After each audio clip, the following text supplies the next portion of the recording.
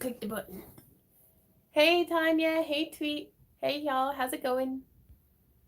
I am Yvonne Williams with Back to Earth Creations. Hello. And in today's live stream, we have quite a bit of mail opening to do actually. We're going to be doing a giveaway. Hey Anita, hey Lisa. We're going to be doing a giveaway at the 1 hour mark, so be sure to have left a comment on last Tuesday's live stream if you want to participate in that. Still trying to figure out how to use my tablet. It's only been like, what, a year and a half? You think I'd have it figured out by now? But I don't. I am putting it on live chat instead of top chat. That way I can actually see everybody's comments. Hey Daniel. Hey Sparkies. Hey Magic. Are y'all excited for the auction this Friday? I'm pretty excited. I'm pretty nervous actually. Gonna be selling some of our lampwork glass stuff. So I'm pretty excited about that. And we'll see how it goes. How are y'all doing? How's another week of quarantine treated you? Hopefully well so far. I'm gonna wait till we get a few more folks in here and then we're gonna start the mail opening because there's like bunches. It's mostly all behind that really big box. But thanks Daniel. Yes, an auction this Friday will be starting at 4 p.m. for Central Standard Time for our patrons. And then we'll be going live to everybody at 5:30 and selling whatever we have left. So there's a bird on the neighbor's roof acting like 007, like going sidestepping around the chimney. I'm like, where's that bird? Never mind. It doesn't matter. Hey, Jenny. First full week of furlough. Oof, Rachel. Hey, Mary Hart. We actually have some mail from you. So since you're here, I'm going to open yours first. Does that sound okay? I'm going to be real careful to not show anybody's addresses. We have some scissors. Is there a giveaway this week? There is, Daniel. Quarantine does make for lots of craft time. Also, cheers. Mail time. Is that tea going? That I hear? What you let me have my thing? Not quarantine, social distancing. Right on. Randy and I have been social distancing for years. Apparently we've been essentials only quarantining for years also as well. Right on, Pro Pool. So this one here is from our friend Stephanie, or Mary Hart here in chat. And I'm so excited. I'm gonna open it. Trying really hard to not show your address on camera. So there we go. Is this live? This is live! Is this even real life now? Okay. Part of this can be read on live stream and the other half is for after. That is good to know. Oh, that's such a cute card. Little peach tree. Hey, Mandy. Okay. Yes, you may read this on the live stream if you would like. This box has been several months in the making. I'm not sure if it is because I'm really good at procrastinating or if it was that I kept finding cool stuff to add to it, or if life just conspired to not have this sent until now, or maybe a combination of all three. Probably a combination. Whatever the reasons, apparently now is the right time. Enjoy. Eee! Okay, let's open it. And the other half says you can read this slide after. I'll read it after. Okay. Oh, wow. Oh, there's a bunch of stuff in here, Stephanie. Oh, goodness. Oh! What noise was that? I don't know. I've been hanging out with my chickens. Y'all, check out these cling stamps. Ooh. Oh, she knows exactly what I like. Oh, look at that. I kind of want to use these to give myself, like, face tattoos. Oh, Stephanie. Where did you even come across these? I've never seen that style, like that stamp before. Kelly says, this is my first time watching you live, but I watch you all the time. Well, hey, Kelly, I'm glad you were able to find us live. There's no telling what shenanigans we'll be up to. More cling stamps. Ink-a-dink-a-doo. Don't mind if I ink-a-dink-a-doo. Holy smokes.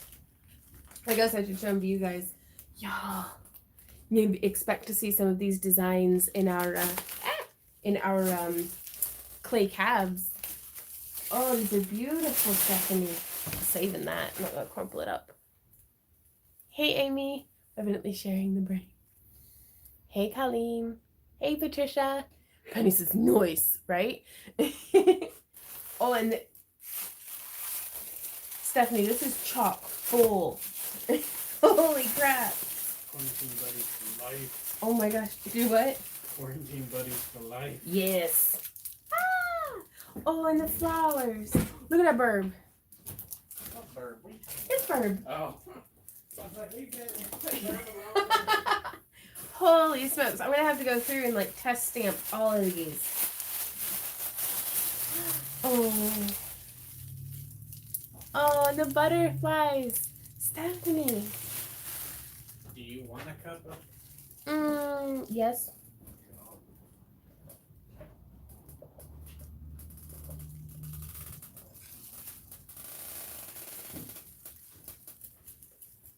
Ugh. You can use this cup. No, don't get another one dirty. I just chugged all of my old coffee. Last time I mixed coffee and tea. Oh, that was a lot of sugar. Oh, okay. These are very cool stamps. You have embossing folders you can use for clay impressions too. I can, but I'm very bad at that. Like I'll do fine on like the first like 3, and then I'll forget to put water on it. And then I'm sitting there picking clay out of my embossing folders for the next like hour. Ooh. Oh. Ah! Sorry. Mermaid stuff. Ooh. Let's be mermaids. Yes. Let's do it. I'd drown though, but still, I'd have fun. Oh. Oh, let me see. That's so nice. Yeah, cling stamps are number 1 in the stamp world. Absolutely love them because like I like the woodblock stamps except for storing them. They're so like clunky to store.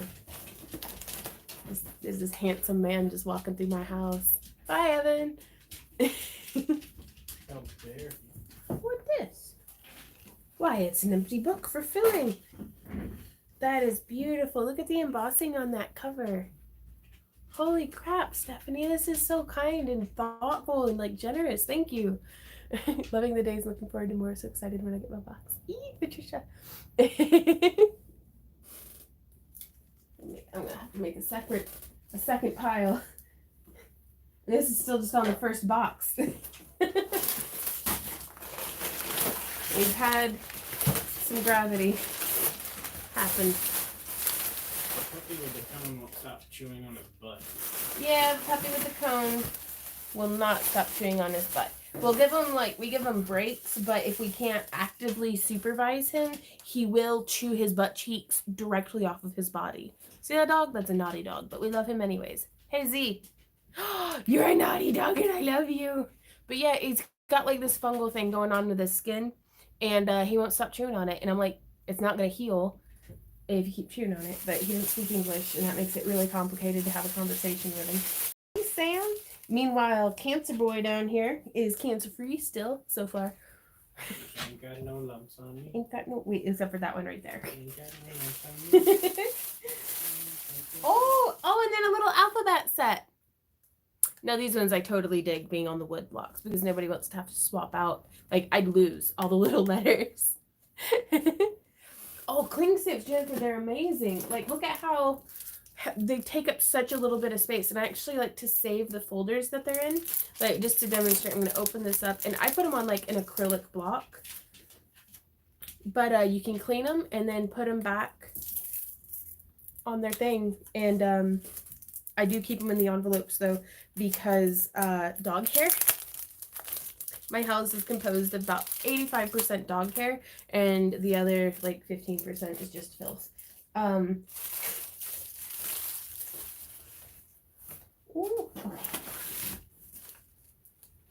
Last bit of the package from Stephanie. I'm going to open it. Oh, and I do have my tablet here. Where's is you and me both? I mean, they're little fur babies, so, I mean... They're probably like, oh, Mom keeps putting all her crap everywhere, all of her crafty stuff. Like, excuse me, I was going to put fur and barf on that shelf, Mom. Can you please move all of your cherished possessions? Maybe Z needs his anal gland strand? No, it's, What? Let them out in the yard all the time. No, I know what you're talking about. We've got friends who are like vet techs and stuff, and they're like, oh, that's my favorite part of my job. No, it's the base of his tail where it curls. He's got like a really deep crease, and he likes to chew on it, and so it gets all slobbery, and so the fungal infection. So it's not like the booty hole; it's everywhere else around it. And his armpits and his Frito feet. Okay, so this is the one that I think.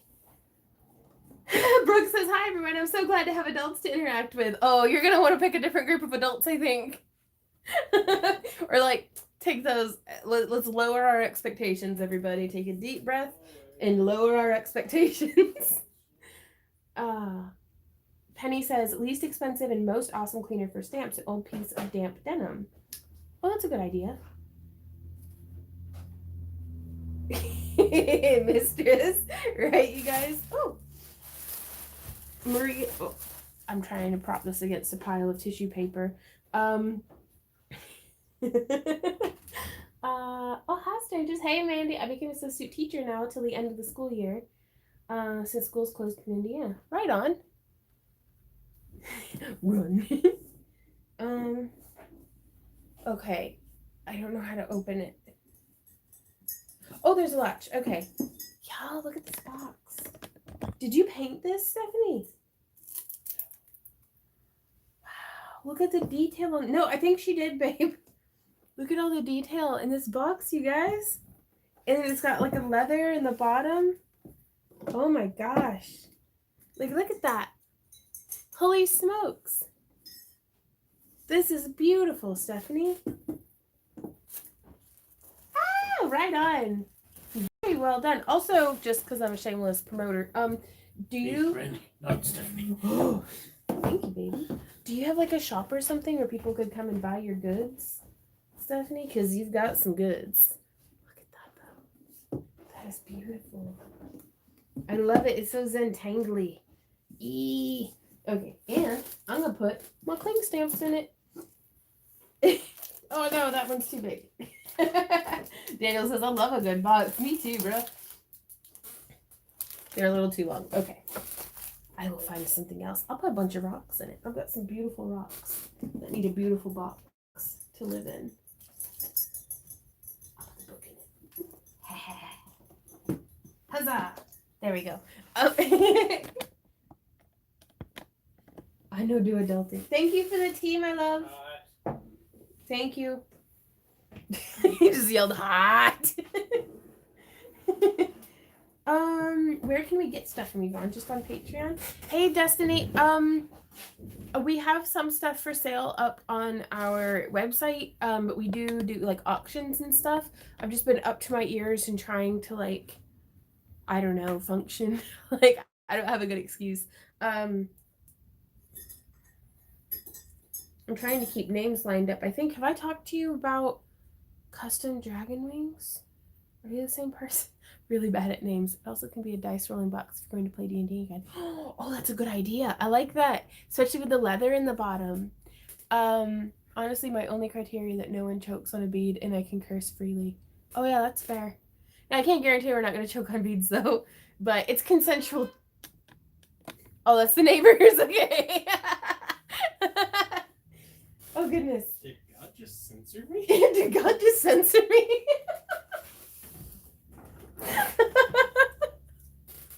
Sorry. I have a lot of to store crap boxes. Gotcha, Daniel. Stephanie box is beautiful. I wonder, right? No, like seriously. That's like at first I thought it was like just really beautiful like craft paper that was decoupaged on, and I was like, I think she hand drew that. And she did, I think. Yeah, she did that. Oh, that's amazing. Thank you so much, Stephanie, for such a beautiful piece of artwork. I've known about that since your last birthday. Oh. Yeah, am I allowed to read? Do you want me to read the other part out loud or to myself? Oh. So record it. Okay, what's that noise? The neighbors are having a party in their front yard. Like, all their car doors are open and everybody's just, like, dancing. Okay. Because I'm I like like, those jams. is there something wrong with the pipes in the house? Like, what is that noise? I'm going to keep the note with the box, too.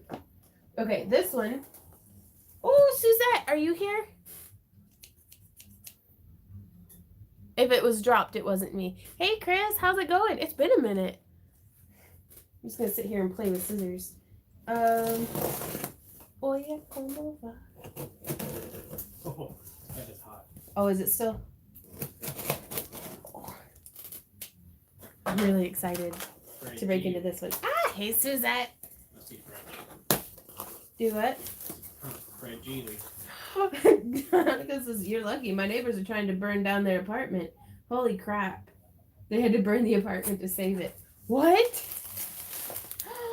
Oh, is this dichroic stringer? Dichroic, sorry. Holy smoke. No, okay. It's a couple of different kinds. Wow. I'm actually going to flip this around so that you guys can see with me. Boop, boop, boop. There we go. Is that seriously going from outside? Yeah. Not straight up. Like, I think they just threw social distancing out the window. Yes, okay. What? The closer I get, I can hear more instruments. Yeah. From over here, it's just boom, boom. Gotcha. No. Oh, Suzette, you're perfect. Do not worry about the... I'd always rather dig through taped up bubble wrap than broken glass. Hey, Mitch, how's it going?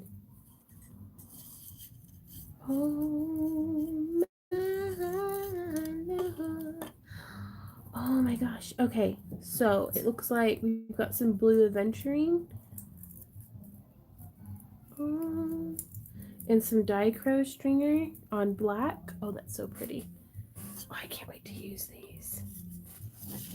Now, it's 90 COE. Does that mean I can, like, because a lot of the frits and stringers that I found for even just using on, like, 104 COE, it'll still be, like, 90 COE. Like, what are you guys' thoughts on that? Hey, Kimberly. Hey, Mary.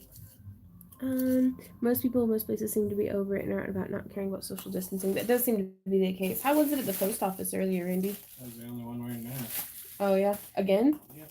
But instead of shower curtains, they got hard plastic now. Oh, nice. Oh, wow. Bulletproof screen. Oh, and my I'm gosh. like, whenever we come in with like 90 boxes to mail, Yeah. we might have to do it one at a time through the little slot. We'll just keep doing pickups. Those are beautiful. They'll come and pick it up. Yeah, that's true. Oh, Randy, look at these shell pieces. In Ohio, there were some people who will park cars and stay on their car or just talk from there. That's fair. Renovating the house a bit, so missed some tutorials. Right on. What you renovating? You can't mix COE. Everything I said is 90. See, that's what I was thinking. I'll keep that in mind, though.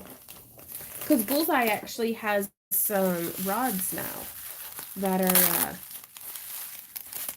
90 COE for like lamp. Oh, Randy, look at it. Oh, it's shaped and everything. Oh, cool. Yeah. Oh, Penny says Tony was called back to work on Sunday. We're scared to death now that he'll bring it home and I'll get it. Oh no, Penny, y'all stay safe. Anybody here bought any dread and cost? Hey, Old Red. I've purchased wool dreads from Dreads Forest, Alice Dreads, and then Holly's Dreads or Dreads by Holly, and all three of them were pretty comparably priced, and the dreads themselves were like 20 or 40 bucks for a full set, but then it was like 40 bucks for shipping, but that's because they live in the Ukraine. So, hey, Diane. Also, it does really help whenever you guys do the at Yvonne Williams like that. With all the crafting tools you have in that house, you don't have a proper knife to open boxes with. I do, Sparky. I can't find it. So I'm stuck with using 90 or 88-cent kitchen shears from Walmart. 98 cents. Oh, inflation. We're in a pandemic, thank you. Ooh, 90 COE.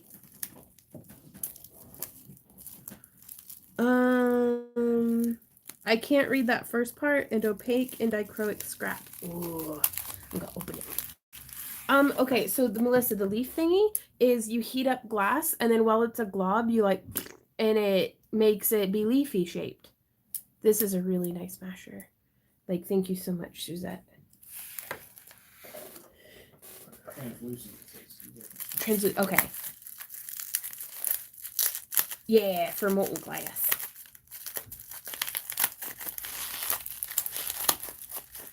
Now, I also imagine if you work with polymer clay, that you could probably use a little bit of like water and smush yourself some polymer clay. I thought it was a leather tool. Right on. Oh my gosh, this is some really nice scrap. Do it, Randy? You might throw those leaf things on your side. How do you... Well, I'm going to be putting them like this, like handles down in my organizer. Okay. When, oh, wow. Is this that royal glass? Ooh, right on. Bev says, yes, you can use it for clay. I've had one for about a year and love it. I bet. Send to the kitchen or bedroom, turning the lounge into old gentleman's club. We've turned my son's and daughter's room into a loft studio style. I've got a sewing craft room too now. Oh, Mitch, that sounds wonderful. Busy, but wonderful. All that in the broke leg. Yeah. Goodness. Oh my gosh, that's so pretty. And then, oh, that's nice. Now, Suzette, are any of these like strikers or anything like that?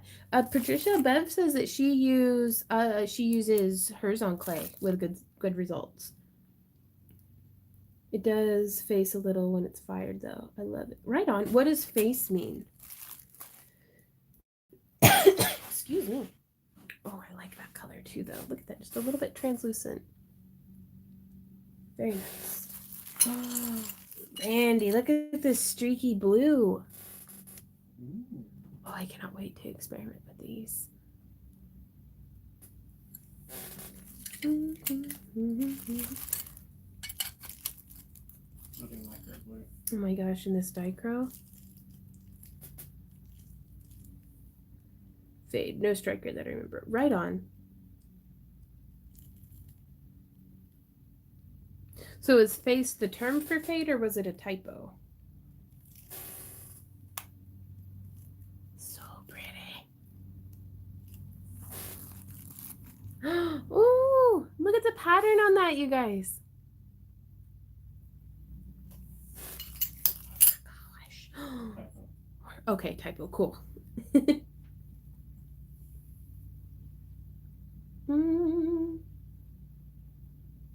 Oh, that's so pretty. I'm just in love with the colors. That blue too. Oh, 2 pieces of that. Very nice. Oh, it's kind of a nice like grayish purple.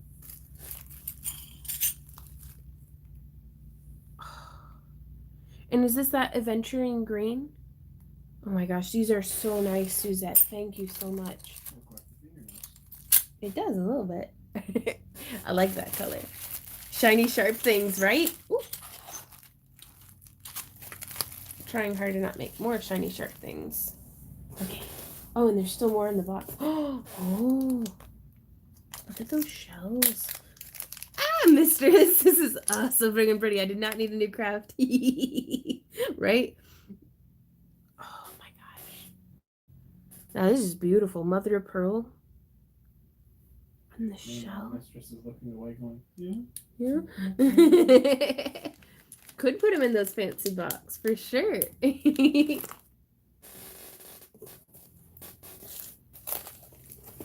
Oh, is this an example of what you make with your leaf smasher? Smash. Oh, oh wow. Okay. Oh, I can't wait to smash some leaves. Okay, so it looks like you made these on your mandrel and then you come in all smash style and smush. Oh, that is so cool. And are these, did you make these, Suzette? Ooh, right on, Yvette. Oh, that'd be cool. So just scraps of odds and ends and things I have extra. Right on.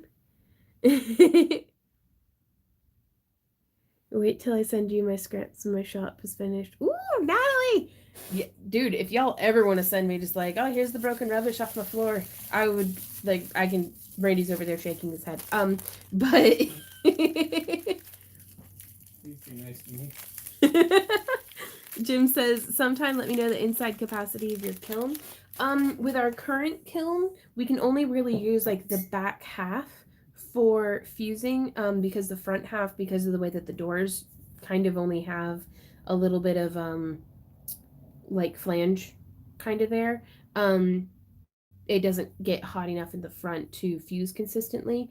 But Randy and I are already looking at hopefully getting a 16-inch by 16-inch by 6.5-inch interior dimension kiln. Whew, but that's for when we're out of debt. So. Well, I mean, we had planned to do glass this year, and we started getting into it, and then the pandemic happened. Yep. And it's like, well, we had 1 month worth of glass for paper, and we really liked that. So, who knows when the pandemic's over, we might as well just, you know what I'm saying? Yeah, and that's the thing is that with this weekend, the auction, hopefully, if we do well at the auction, unless nothing else comes up, we'll be able to get like the there's a couple of things that we need to even be able to just fuse this stuff. Like I don't have a kiln shelf right now, so I've picked out a kiln shelf and some other things from Delphi Glass that I'm like, yeah, they're for fusing. And look at, I'm not gonna open this one because there's some little bits in it, but these are some beautiful diacryl. Oh my gosh, I cannot believe. And you cut like a little thingy out of it. Let's do that. I don't know, a circle cutter or something maybe. Or maybe like a saw.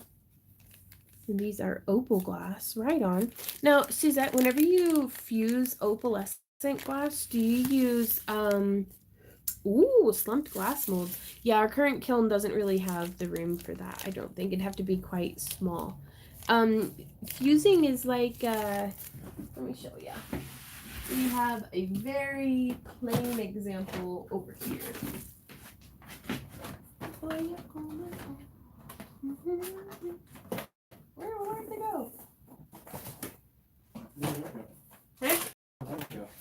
The cabs. So this is an example of Randy and I's very first time fusing glass. And what we did for this one is we used like a translucent blue. So something very similar actually to this. We had cut and then capped it with 2 layers of clear. And then you put it into the kiln at a hot enough temperature that it like melts completely. And it fuses together. You can also tack fuse if you don't want to lose all the features. And but yeah, that's one of our glass cabs, and I really like them. They're super durable. You can't scratch it or dent it the way that you can resin. Like really, really good stuff. Posted pics on Discord of my resin Lego table was inspired. Right on. Woo, I'll have to check that out, Mitch. Okay, I'm scrolling through to see. Yes, I made it. My favorite that I sent is fossils. Oh, I haven't found the fossils yet. But yeah, whenever for any of y'all, really, whenever you guys fuse with opal glass, do you use kiln paper or kiln wash? Because I'm trying to kind of figure that out. Yay! Right on, Deb. Because I really want to use. Sometimes when I use a opalescent add on background, sometimes I use it to pop and stand out. Tons of different ways to use it. Right on. I was reading on some forums online that opal glass has a tendency, which to me it's like opal is opaque glass as opposed to translucent glass. And Jim, that's something that we were kind of thinking of, was to fuse some of our own glass. Hey, Wolfsbane! Holy crap! It's great to see you. You can put things inside when you fuse? They have to be like kiln compatible and have the same coefficient of expansion. But but like I couldn't put like dead bug bits into the glass because they'd just burn away. Do what? They would just burn it. Mm-hmm. Right on, Teresa. I'm really glad you guys like the stuff. But in the forums, they say that whenever the opal glass fuses, that oftentimes your kiln wash or kiln paper will stick to it. So I didn't know which to use. What's up, babe? It says, I use paper for most everything and zip spray for molds and stuff. Right on. Very cool. That's good to know. I'm just so excited to get into doing this. My goodness, did you make? Look at that. Oh, those are amazing, though. Brandy, don't make fun of me. I mean, go ahead. Oh, that's beautiful. Is those resin? They're beautiful. I love that matte finish on them. Kind of want to make earrings out of them. They're light enough. Will be extra fabulous, but. But purple. Right on. Oh, Randy, I think these ones are for you. Come check out these fossils. Randy loves fossils. Ooh. Yeah. Those are very cool. Those are very cool. Oh, wow. I'm not good at names. I don't know what kind of fossils these are. I've used them for earrings. Right on, Suzette. Aw, Mandy. This is my 8-year-old made me a PB&J sandwich. He loves me. Aw. Okay. Oh, in clear glass. The various thicknesses. Okay, it's official. I have to try to do well at the auction. All other reasons aside, but I need to buy more glass fusing stuff. Primarily just some kiln wash and tiles. Right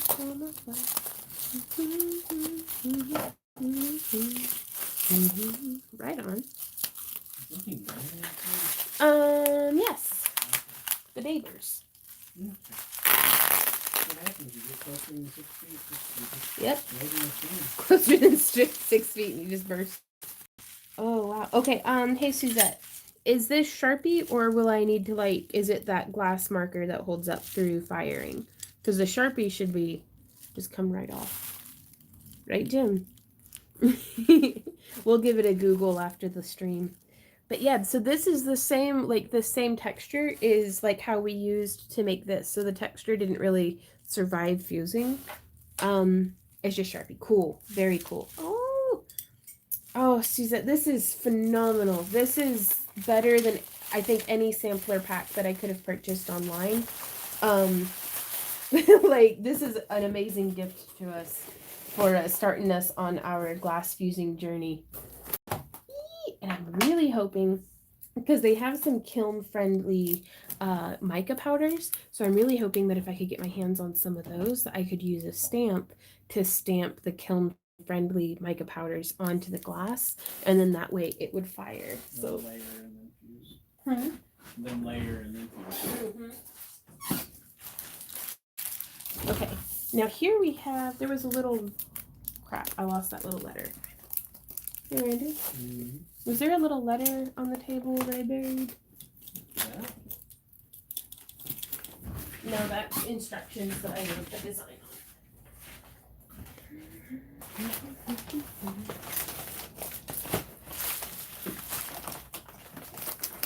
I'd set it aside specifically. Oh, there goes Carlos. What is those? Some extra wire. I lost it.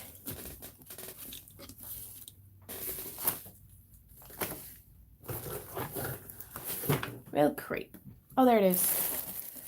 Okay. So this one, I'm not entirely certain what it is. Oh, hey, Joe. She says the fossils are Orthoceras fossils. I don't think I pronounced that correctly. Ooh, Peace Out says, hey, Randy, have you ever been to Gray's Rock Shop in Holbrook, Arizona? Talk about fossils. That's a place to go. Oh, goodness. What's this? I don't think so. We went to a couple of rock shops when we were going in Arizona. Yeah, but I don't think like that name doesn't ring the bell for me.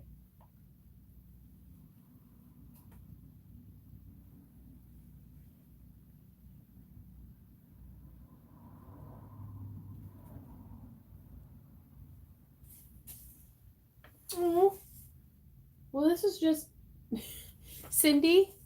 If you're in here, we've received your letter. Thank you very much for your support and your just camaraderie and everything. I hope you guys stay safe and healthy. Hey, Randy, this is for you. Okay, on to, and we have kind of gotten to the point that if it doesn't say in the note okay to read online, that we just don't read it online. Ooh, Suzette says, I use my stamps for my nails on my glass. Right on. Are you able to use just regular Pearl-Ex pigments, or does it have to be like super hot compatible? Oh, y'all, that purple though. 400 million years old? Oh, goodness. Those fossils. Okay, these are natural violet. It doesn't say. It just has a CH and then it trails off. So they're naturally that color though. I get the mic from Delphi. Gotcha, Suzette. Oh my gosh. I have a suspicion that these are from Nina. Not Nina. Judy. But there was no note in the bag. And we have another package. Holy crap. Charolite. Okay. Oh, I've never worked with Charolite before. I'll have to learn about it. That's an amazing color, though. If it's naturally that color, holy crap. Ah, another one. We got 2 strands. Do what, hun? Them beads. Them beads, though. I mean, that's an amazing purple. That's a really interesting purple. Mm-hmm. What'd she say? Charolite? Upper Denovian period. Oh, that is cool. And it is basically Christmas here. Today.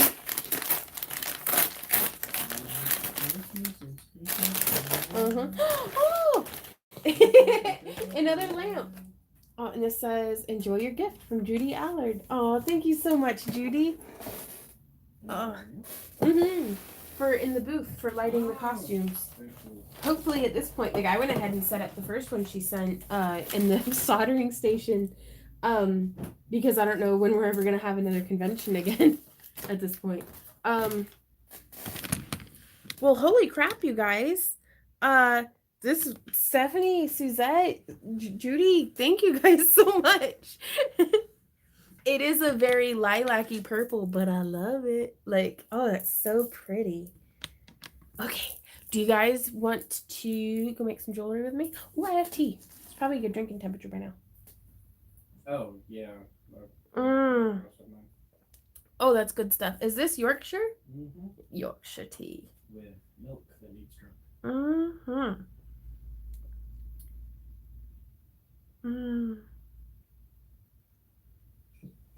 We actually had the very first rosebuds, or the first rose bloom of the season out on our rose bushes outside, and it's a yellow rose, and it smells so good. I left it down the bush though, because I want to sniff it again tomorrow. I made out like a bandit for sure. Thank you guys. I did not get my head stuck in a bush again, Randy. Did we tell you guys about that? I got my head stuck in a bush for like 20 minutes. The guy who mows our grass had to save me the first time, and then I got it stuck again and had to save myself. Yeah, then he left. But okay, so I was taking pictures of beads, and I dropped one, and it fell like behind the rose bush.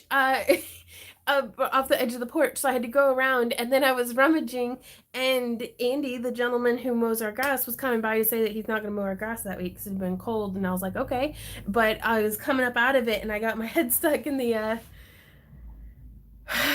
in the bush. So that was just embarrassing because it's like I'm always like this, but there's usually not a whole bunch of other people around. So, and then he tried to help me find the bead, but I was looking in the wrong spot. And then it wasn't until I hollered, but Randy didn't hear me. The thorns got, well, they didn't because I've got so much like hair and crap in my hair that it just like. But then it was the day that we were fulfilling Patreon. Then Andy left and I kept rummaging for the bead, but I had gotten my head stuck again. And I really couldn't get out that time, so I had to bring part of the bush with me. I'm very curious about how you will do what you will do with that textured glass. Do you have any ideas? I'm thinking let's take some looks. Let's stack some glass together, and then we will go wire wrap because I have got to get stuff made for the auction because Mama's got stuff to buy. At the moment, we ain't got much of an option. No, we don't. We've got like 5 items. So, Yeah, that's true. I think more than 5. well, yeah.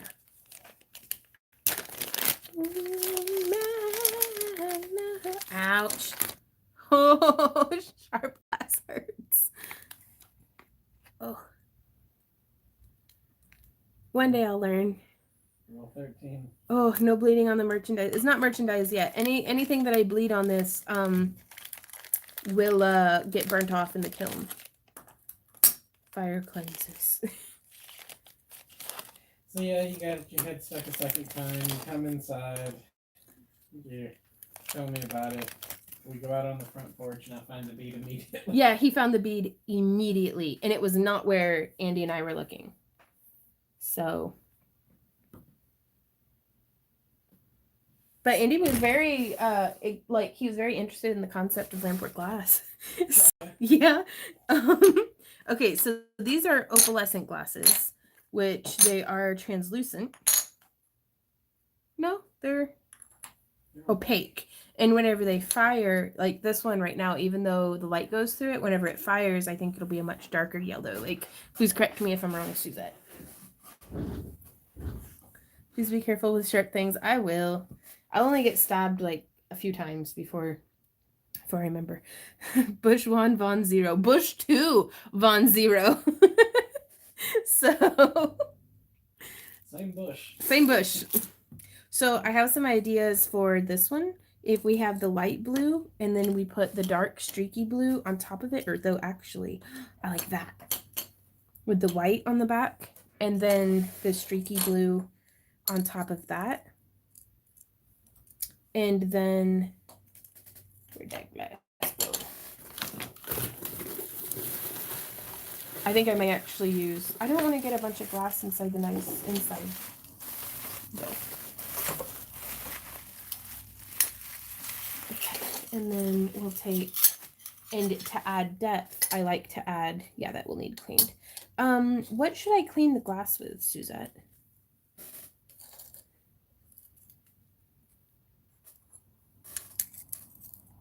But yeah, to add a little bit more depth, we'd cap it with some clear. So that's definitely going to be one that would do. And then for this stuff, I believe you fire it clear side up, right? So I may do it on top of, probably just backed with black.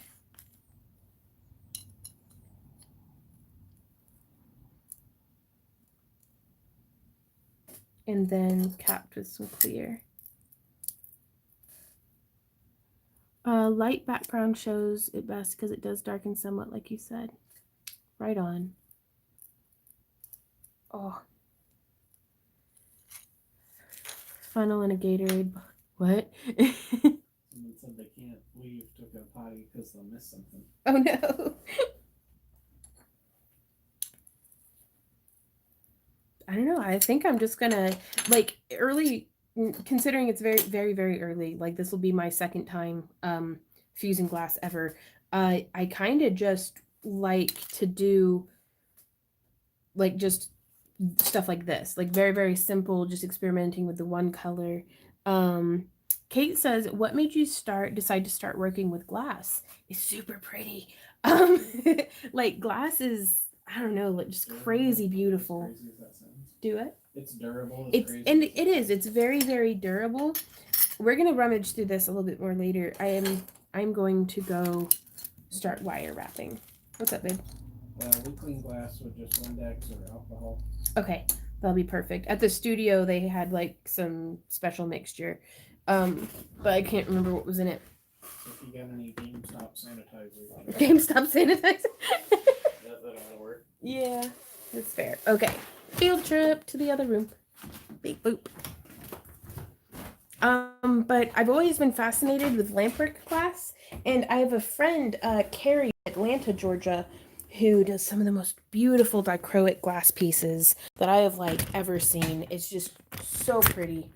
And she and I had done a few trades, where it's like she's like, okay, I'll give you this bag of cabs, but you need to like wrap half of them for me, and you can keep the rest. And I was like, okay. So, just getting to work with it was very pretty. And oh, here are some lampwork glass beads that we made. You say we, I didn't have nothing to do with it. Well, you kept me company. You helped me pick colors too. Sometimes. But I don't know, like I like polymer clay, but it's not as durable as I would like. And I like that really high gloss intense finish and like the depth that you can give lampwork glass. But I'm never going to just because I'm working with one other medium doesn't mean I'm going to abandon something else. Alright, I think you need to take like 5 minutes and have a bathroom break. Me? Multiple people are saying, don't show us anything, I gotta pee. Okay, everybody, let's all go potty. We'll meet back here in like 10 seconds. Go. 1, 2, 3, 4, 5, 6, 7, 8.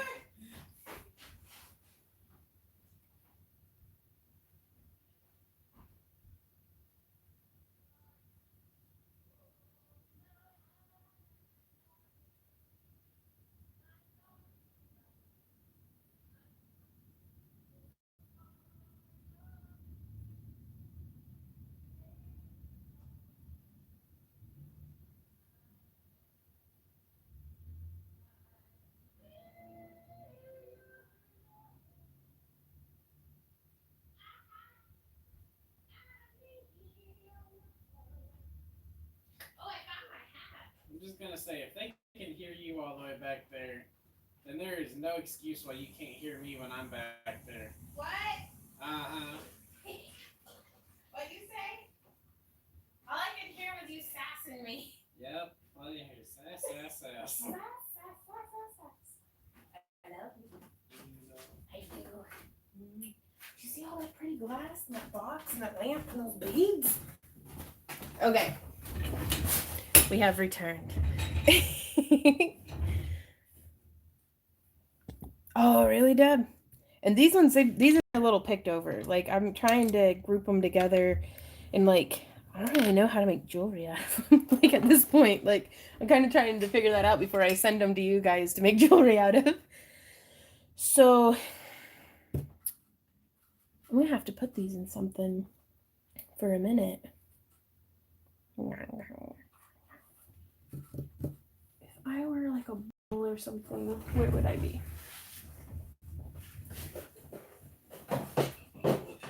How about the bowl? Okay. Super durable. So I'm mostly just trying to clean up my workstation. Got that ice blue shell bead in the middle upper. Well, I just rummaged my hand through everything, so I'm not sure which one. This one?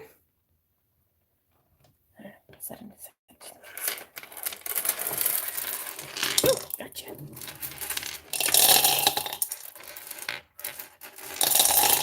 Yeah, I figure if they can't survive me scooping them into a bowl, they didn't need to go out into the world and be made into jewelry anyhow.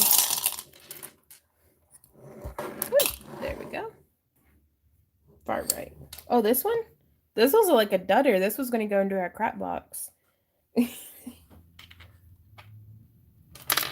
But I will try to remember because I'm really bad. at remembering things. There we go. So we've been busy. These are all handmade beads. Hey Sam, holy crap, how's it going? They use bead caps and head pins too. Yep, which we'd actually made some of our own decorative head pins as well. But yeah, that's a lot of beads.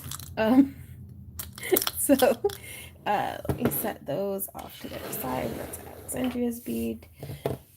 So here we have, I have a couple of necklaces that I need to finish up and put like the chain on. And so this one here, I can't remember if Randy or I made this one, but we kind of made them together. This is a fused glass pendant that we had made in a mold at the studio.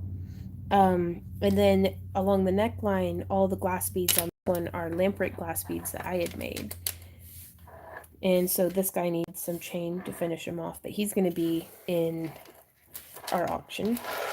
So that's an example of how to use some lamprey glass beads. We also have this one, just a simple chain, a little herringbone, kind of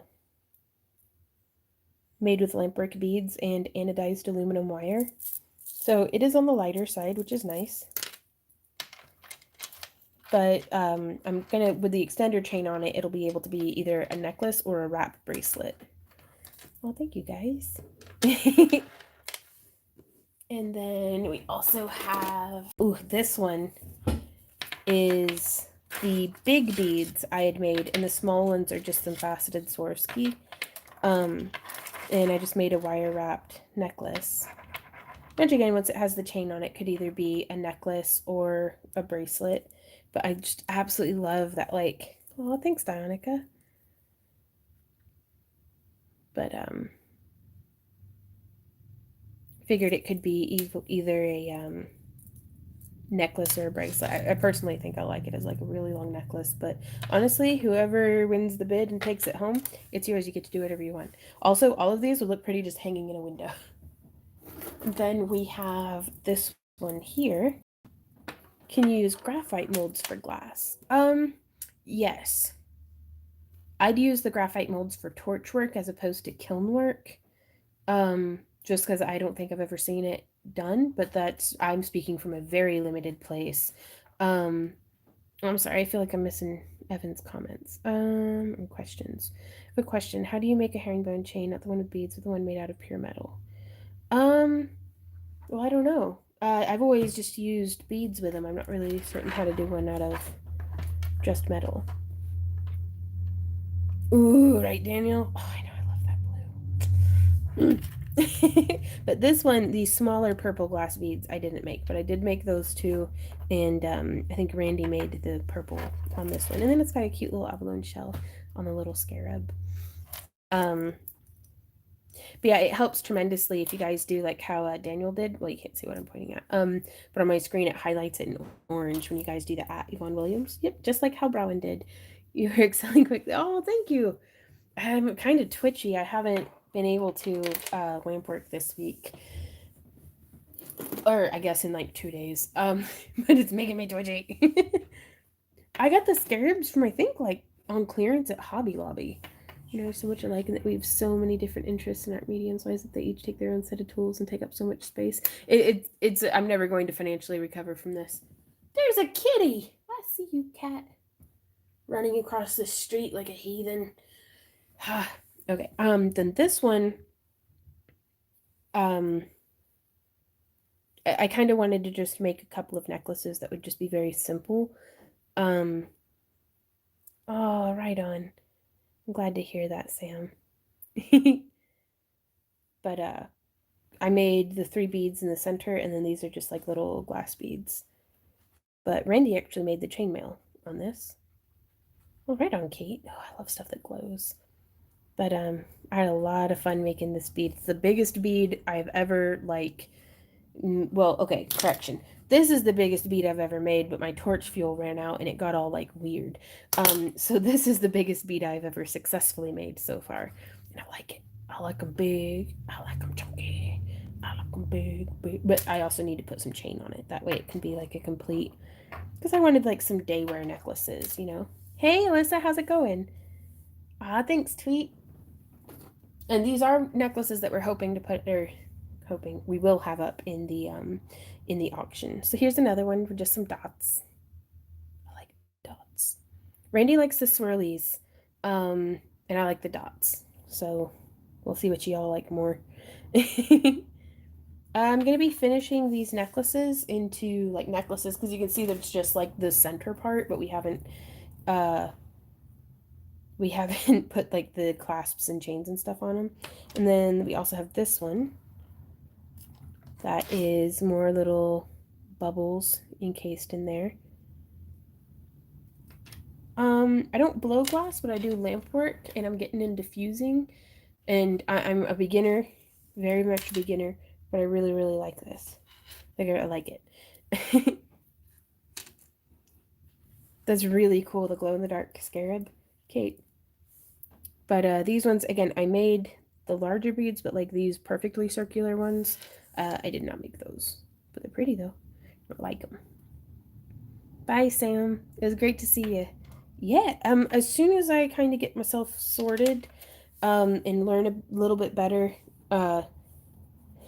then I'd love to do some videos, on lampwork gas, lampwork glass. Mm-mm-mm. Oh, this tea's good stuff.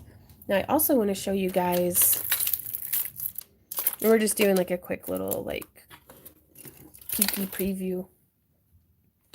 We have this bin of stuff, which I need to make some necklaces for these guys, but Randy made all of the scale bracelets and earrings that are going to be for sale in the auction.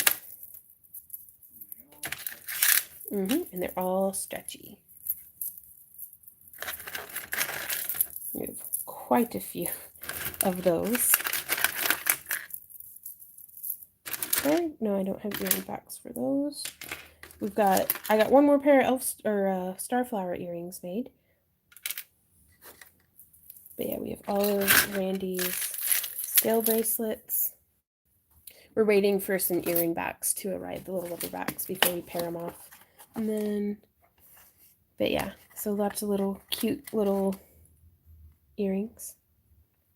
Randy does a really great job with the chainmail.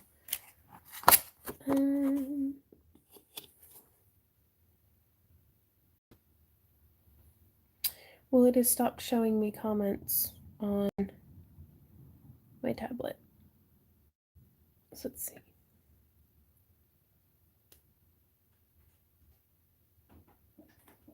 There we go. Hey, Dinker. And then we've got this one, which I need to shoot a tutorial on its sister piece. Hopefully we'll have that ready before the auction. This is one that I was just messing about with some lampwork beads that I had a lot of fun with. Probably, yeah. And then just a little herringbone pendant with another lampwork bead. I really loved the swirlies in this one. And then these guys I made with some of our head pins in lampwork glass. We've got that one. Just some little guys. I wanted to kind of get a feel for if you guys even like lampwork jewelry. You kind of see. I really liked this one. Very different from what we've done in the past, but I like that. I like mixed up. And then another little starflower that I think I made in one of the live streams, but I can't remember. My whole life is just blurred together. We've got this guy. Ooh, I love that chevron amethyst and the opalite. Did we make this one in this past patron exclusive live stream? I think.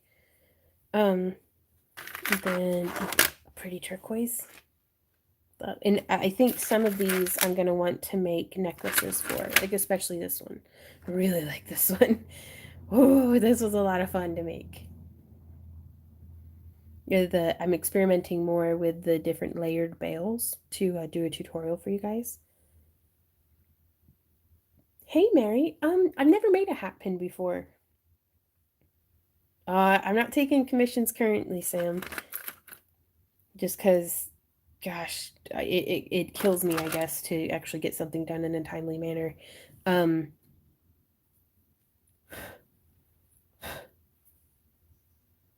and another opalite. So today I was going to try to the far left. Whoops. Dog fur's always free. Tiger's eye, chevron amethyst, turquoise, labradorite, opalite. This is the tiger iron one. Yeah, chevron amethyst, and it's just amethyst that has that characteristic shape in it, or calcite banding. This is the tiger iron piece that we had posted on Instagram today. And then a rainbow fluorite, and then this one's a little blue agate and labradorite. Don't break it before I can buy it, right, Nan? No, super durable. This one, yeah, now's the time to break it before you buy it, so I can fix it. This one's just a ton of rainbow moonstone that has a very elusive flash to the camera. Like, I can see it way better than what the camera does. And the blue in real life is just a good bit darker, actually, than what the camera picks up. And then another moonstone, which I really like. Right? Should be. And that's 100% why I'm making jewelry, so that I can hopefully afford something beyond the essentials. Okay. Then this is the one actually made in the tutorial. Then we've got this lapis one. So I was going to try to turn some of these into full-on necklaces. Thanks, Penny. And then we've got these little guys, little cute ceramic beads, and then we have this electroformed feather. And then all these necklaces off to the side. So I guess we've got a little bit of stuff for the auction. But Randy and I are still going to be just cramming. Okay. All right. Let me make sure I've got a clear shot.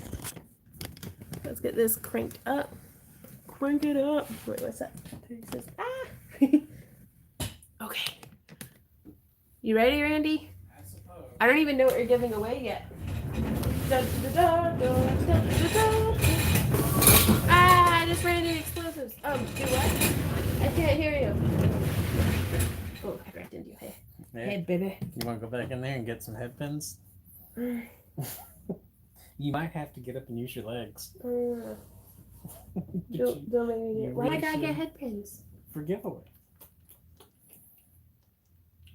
I was giving away a box that's over there. You said you didn't know. And then you kicked off and you couldn't hear me.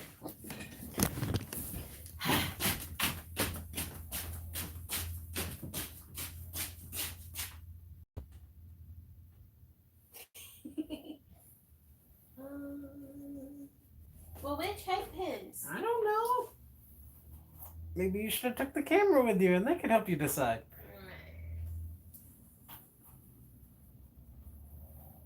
I will add one head pin. Well, because none of them match each other. Sure. Bye, Mitch. Did Red Cow ever send us their info so I could ship them their winnings? I think they did. I have no idea.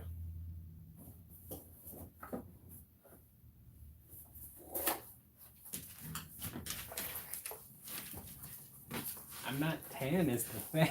This is just what color I am. Okay, so. What are you doing back there? So we have the giveaway. And that's just so you guys know, if you don't email us within like a month of winning, your winnings go back into the circuit of giveaway stuff. So today we are giving away some little polymer clay cabochons.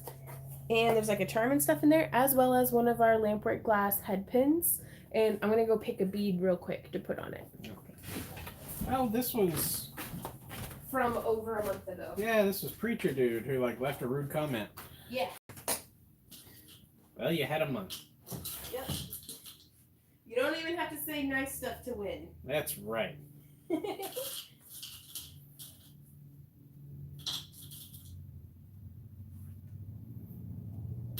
I don't know if I want to give them a pretty bead, but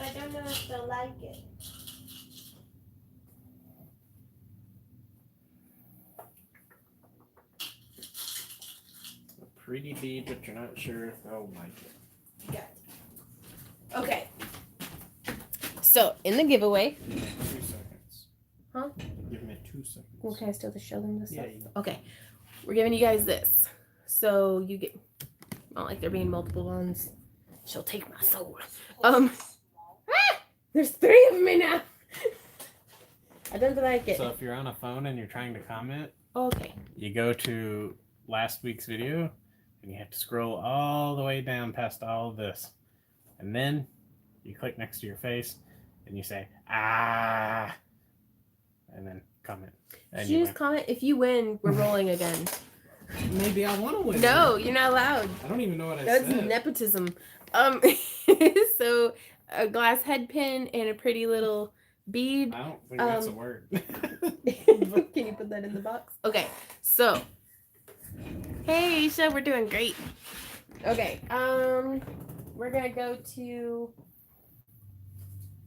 random comment picker. So at the beginning, before I even commented, to remind you guys, we were at 73. Now we are at 98. Almost 100. Almost 100. So let's scroll on down. If you haven't commented yet, it's too late. It's too late? It's too late, baby.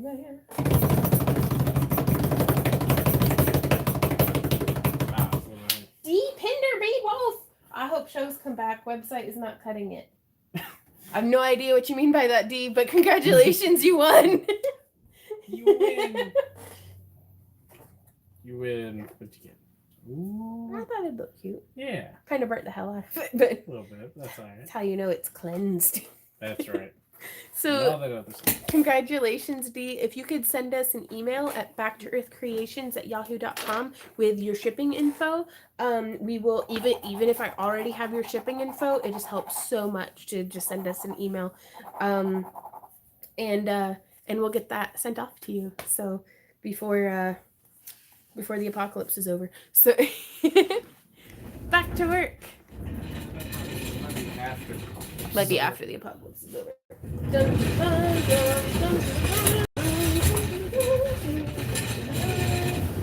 we go. Sliding on into your DMs like thanks, Rebecca. Oh, the bunnies are doing great. They're eating and pooping and being bunnies. Flipping that around.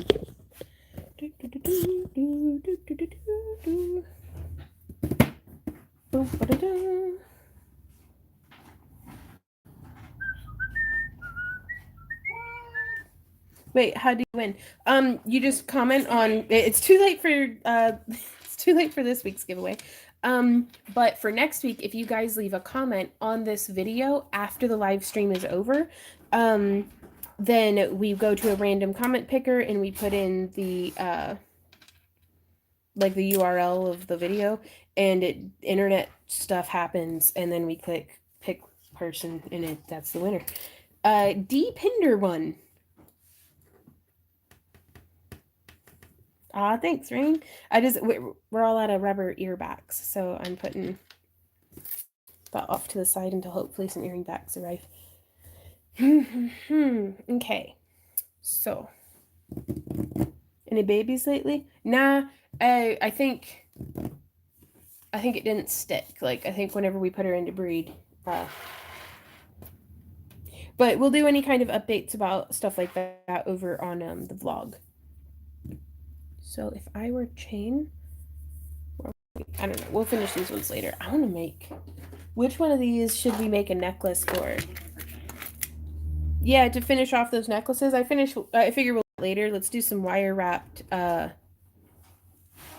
Like, babe, I'm good. Okay. I know. Thank you. Do I need to touch it? No, you don't have to touch it. I know where it is now. Thank you. I'll touch it. Thank you, baby.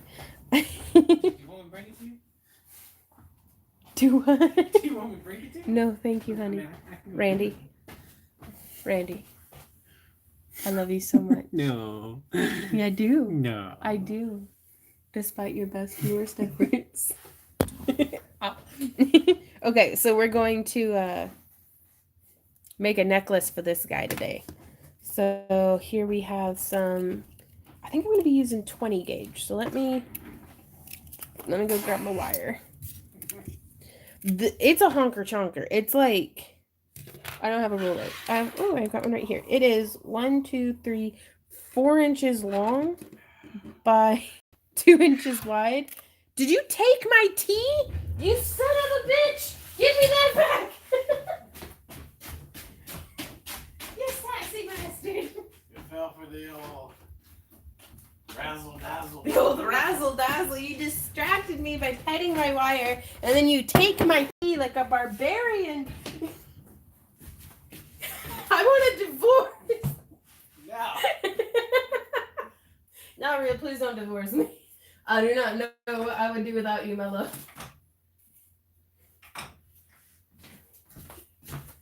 Sorry, we didn't mean to fight on camera.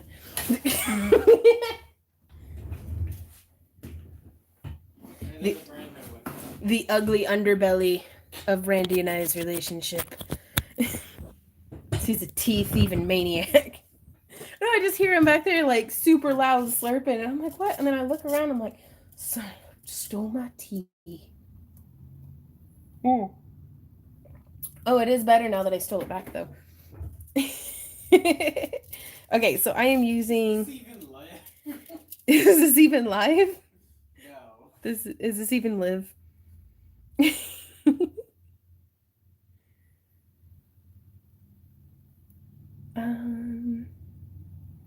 Goodness, Beth. Okay, and let me put all this pretty stuff off to the side.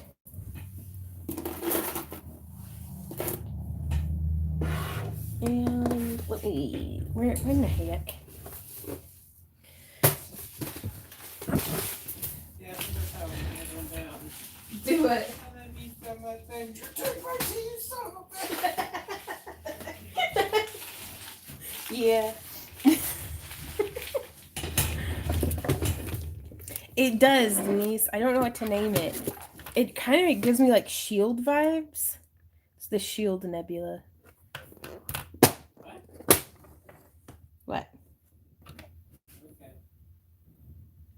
What? Oh my gosh, it's such a pretty lab though. Okay. So I'm using some of these beautiful 6mm labradorites that Judy sent us. Popping them down in there. And what I'm going to be doing right here, you guys, is actually really great for if it's your first time wire wrapping. Like if you don't feel like you have a whole lot of confidence with wire and you don't want to shield of the forest. I love it, Mandy. And these are just some from like Fire Mountain Gems bead caps. And there's putt-putt bites. Putt-putt bikes. The shield of, did you steal my teeth? Ah, goodness. Right now we're making the necklace for this pendant. So if this is your first time wire wrapping, this is the project for you. Hey Judy, how's it going? You missed all the opening of the mail. Thank you so much for those beautiful charlight beads. And I'm cutting about 4 inches of wire. I used to work off the spool, but that has gotten a little cumbersome over time. Well, whoever buys this on Friday gets to name it. Unless it's something horrible.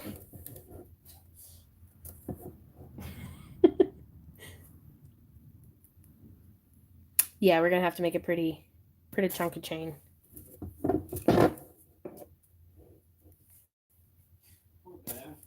I'm Spartacus. So I was getting more coffee and I hear you. Oh no, Penny, don't spill the coffee. Let's do 1, 2, 3, 4, 5, 6, 7. Let's do 10.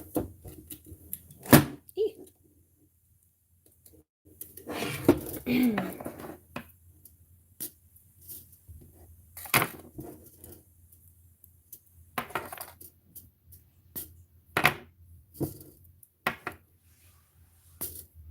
then I'm going to do one much longer at like 8 inches for the centerpiece. And this is all out of 20 gauge antique copper wire from Parawire. When do you think you'll be making more dragon eyes? Probably after the auction. It's good weather for it. I'll be able to just sit out on the porch and get a whole bunch painted. So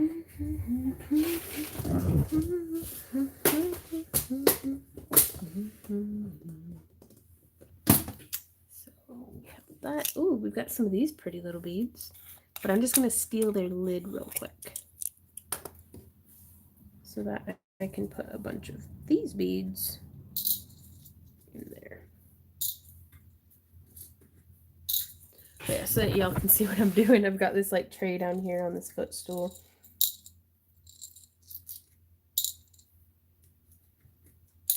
And these are enameled steel, 4mm from Fire Mountain Gems.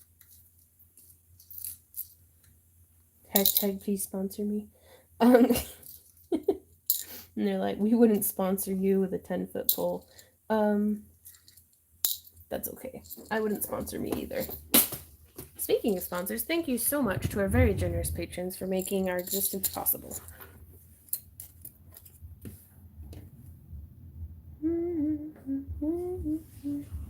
Ooh! Svalin. Do I pronounce that correctly, Joe? I like that. Bye, Sabrina. Thanks for hanging out. Okay. So I'm going to come in with my flat nose pliers, do a bend. This is 20 gauge wire, and that is American wire gauge.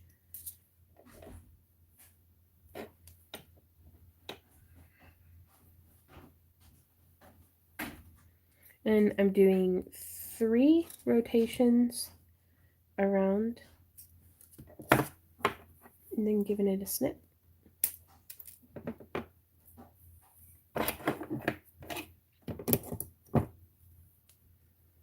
And so for our centermost bead here, I actually think, let me rummage.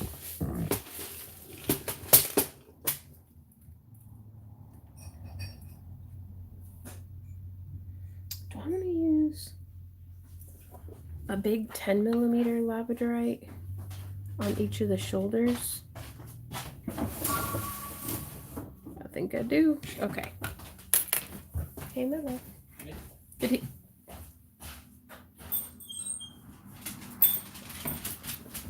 Okay. So I'm going to slide on a bead cap.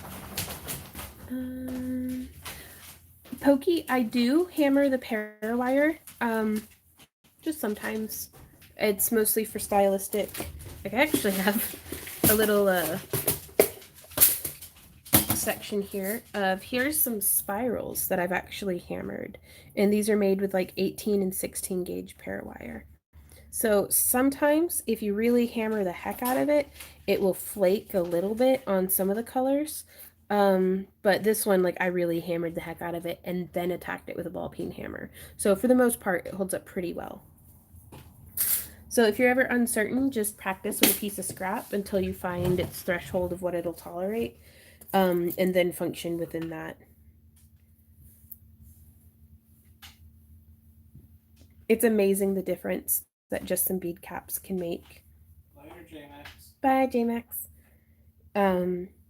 Like incorporating bead caps in your work can be one of the best ways to add in like levels of complexity and layers and stuff.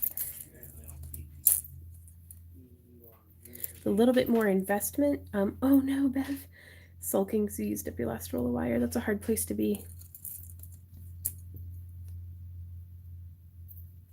Hey, I made it to a live stream. Ooh, yeah. Hey, Naim, how's it going? Neve, how's it going? Okay, so since it's going to be hidden, I'm just using some of these beads to establish spacing.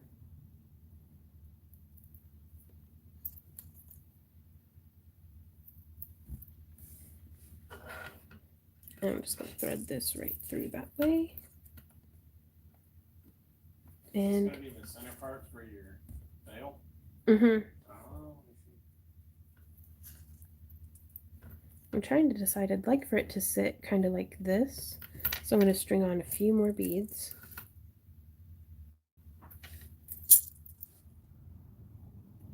Oh, Beth. I don't know. Sometimes it can be a real. Oh, wow, Judy, thank you.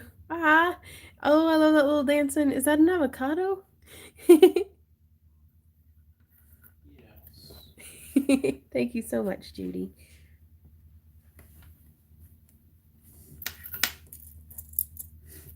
Could auction off some bracelet kits. How many of y'all think that's a good idea? Oof. Be a lot more affordable for you guys to just buy the components individually. That's actually why we stopped doing the craft along kits as much as just having material kits, is because the stuff for just one project, I don't know, it just kind of balanced out better. Order a pizza, says Judy. Well, thank you. We just might. Do you want to put a? I guess you didn't. I didn't know if you'd put a bead cap on both sides. No, I was just swinging it this way. Because I wanted it to sit kind of in that sharp drop.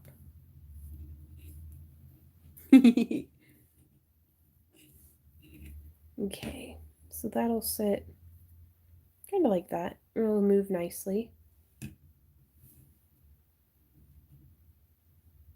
I like it. Okay, so now from here, we're going to, and it also keeps it from sliding too much one way or the other. Hey, Nancy, thank you.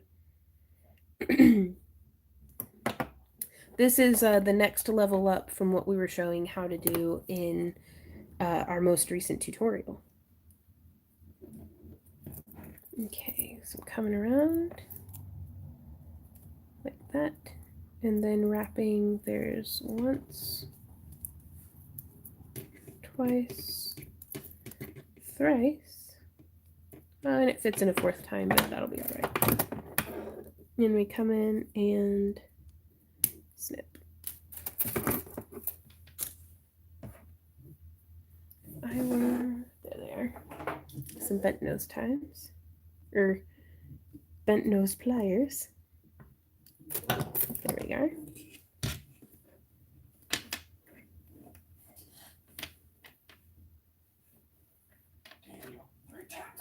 Mm-hmm. So I'm really hoping that that'll set. Yeah, I think that'll set nice on the body when it's worn. So now from here, we're going to go through and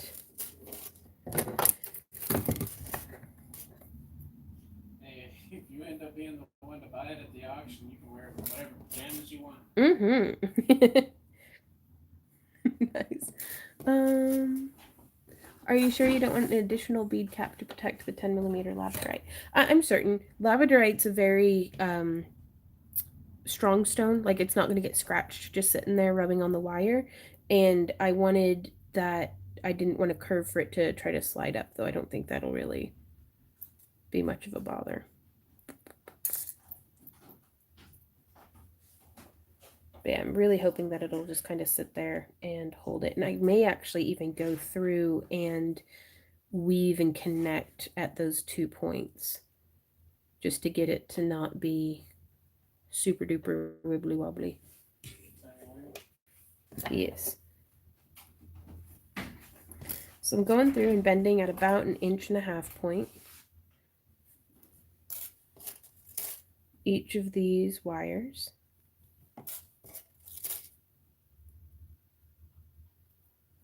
Our music is now joining.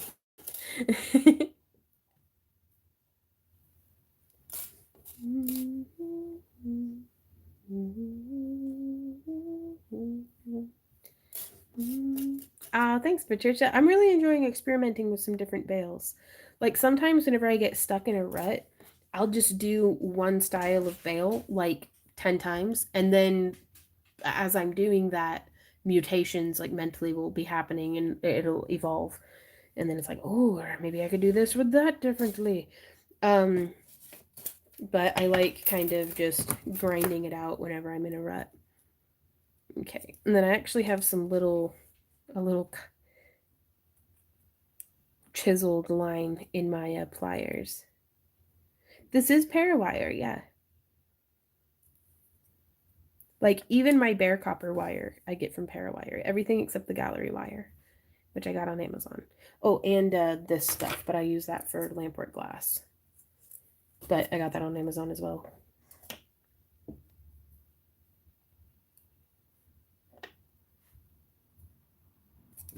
Okay. So I'm just coming through, doing 3 wraps, and then giving it a snip. And I'm going to go through and do that on all of these. And I could make the loop a little bit smaller, but I really wanted to make it large enough because I'm going to be using 2 thick, like 2 18 gauge rings to attach each loop. Hey, Yvette. Hey, Randy. Do you see the comment from Judy?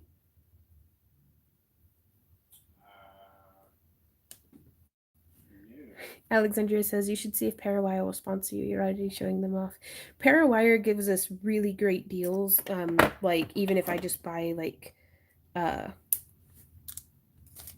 spool, they still give us like pretty decent pricing. And I like having something not official with them because that way there's no obligation. Like I like not being obliged to anyone other than myself. In that way I can say whatever dumb stuff I want to and people can't be like, Vaughn said this, I'm not buying Parawire anymore. It's like, nope, they're in no way affiliated with us. We just buy stuff from them. They're a very good company. I like their work, but I don't want anything that I say or do to reflect poorly on them because I say and do dumb stuff about 5 times a day and it's usually on camera. So now an affiliate code might be a really good idea. I don't know. I've been pretty happy with our situation with Parawire. Like I am here to try to pay my bills and stuff, but at the core of it, it's like I want them to be able to make as much money off of me as possible because I want to support their product. But if I could pass the savings on to you guys by having like an affiliate coupon or something, that might be pretty cool. But if I were in this for the money, I'd have used my college degree and gone and done something that gives me a pension. Like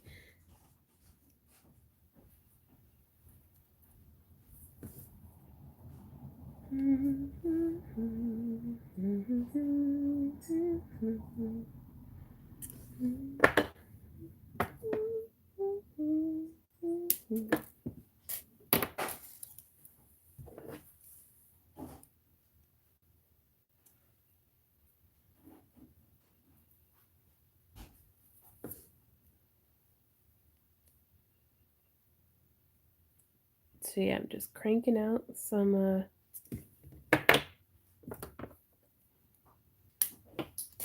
that came across the face of the earth. Hey Lori, how's it going?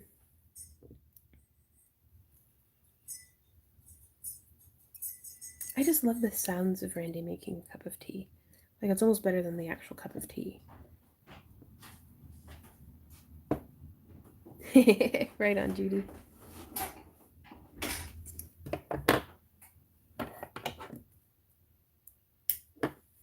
Okay. So by doing kind of all the steps at the same time, I don't know, it just makes it feel a little bit more streamlined and lets my mind wander a little bit more freely. Hey Penny, how's it going?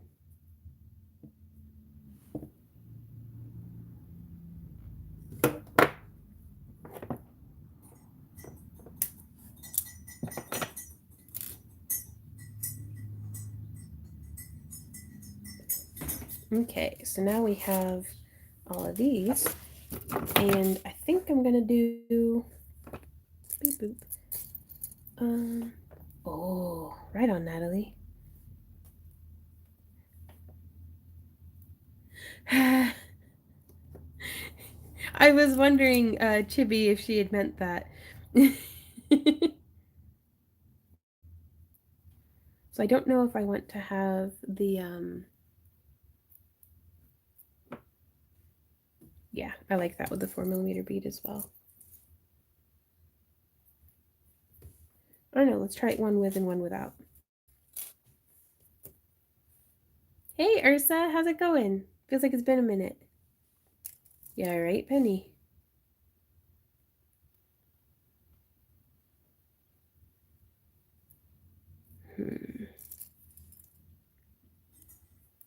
No, that's not right at all. Well, and then I just threw it on the ground. There we go. Super adorable. Hey, Randy. Which do you prefer? With or without the 4mm beads?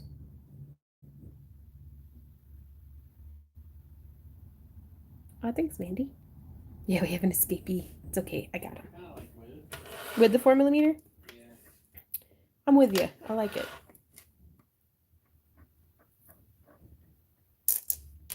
Never hurts to experiment. Yeah, definitely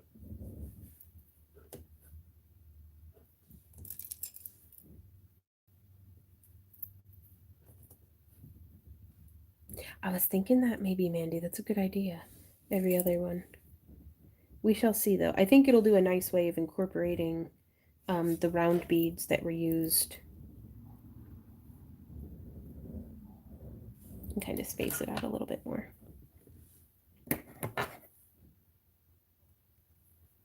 So I get them threaded on. Come out about 3 or 4mm. Hey, pretty kitty. Hey, all you cool cats and kittens. Who are you talking to? Ember.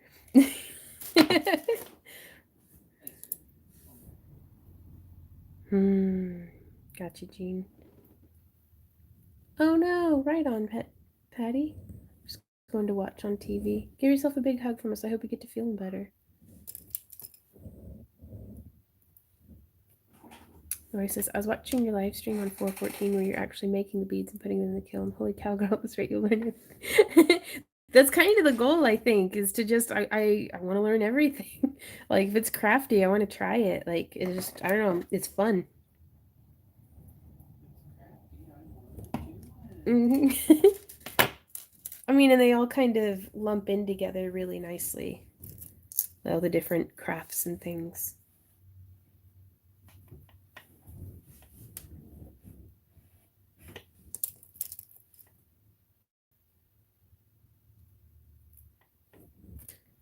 But I don't know. I'm a workaholic, and so I figure if I focus on me, right? So if I focus on actually making something, it makes me feel like I'm not just being busy to keep myself busy, like I'm actually like making something and being productive, and I don't know, it makes me feel justified. And then even further, what helps me sleep at night is teaching y'all and seeing what y'all make and seeing y'all make sales and having your own businesses or self-perpetuating hobbies or whatever you want to get out of it. In that way, whatever neuroses I have to work through, at least I have some jewelry to show for it. So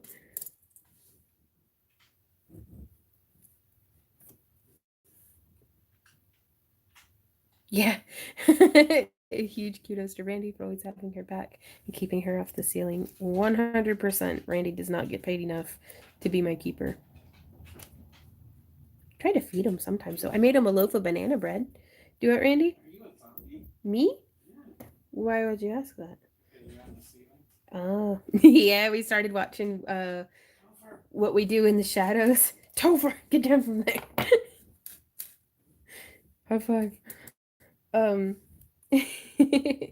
Bye, Bev. We'll see ya. I just, that's Haley Joel Osment. I know, right? People, yeah.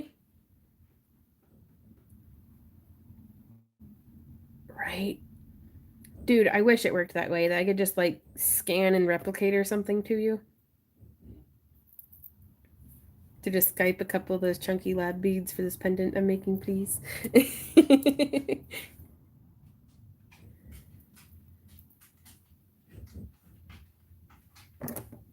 You're dead, you're dead, you're dead.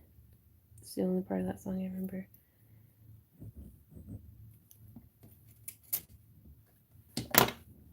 So yeah, we're just stacking the same beads. I'm doing that right angle bend to keep the beads from falling off for the inevitable when the cat jumps up onto the counter or table.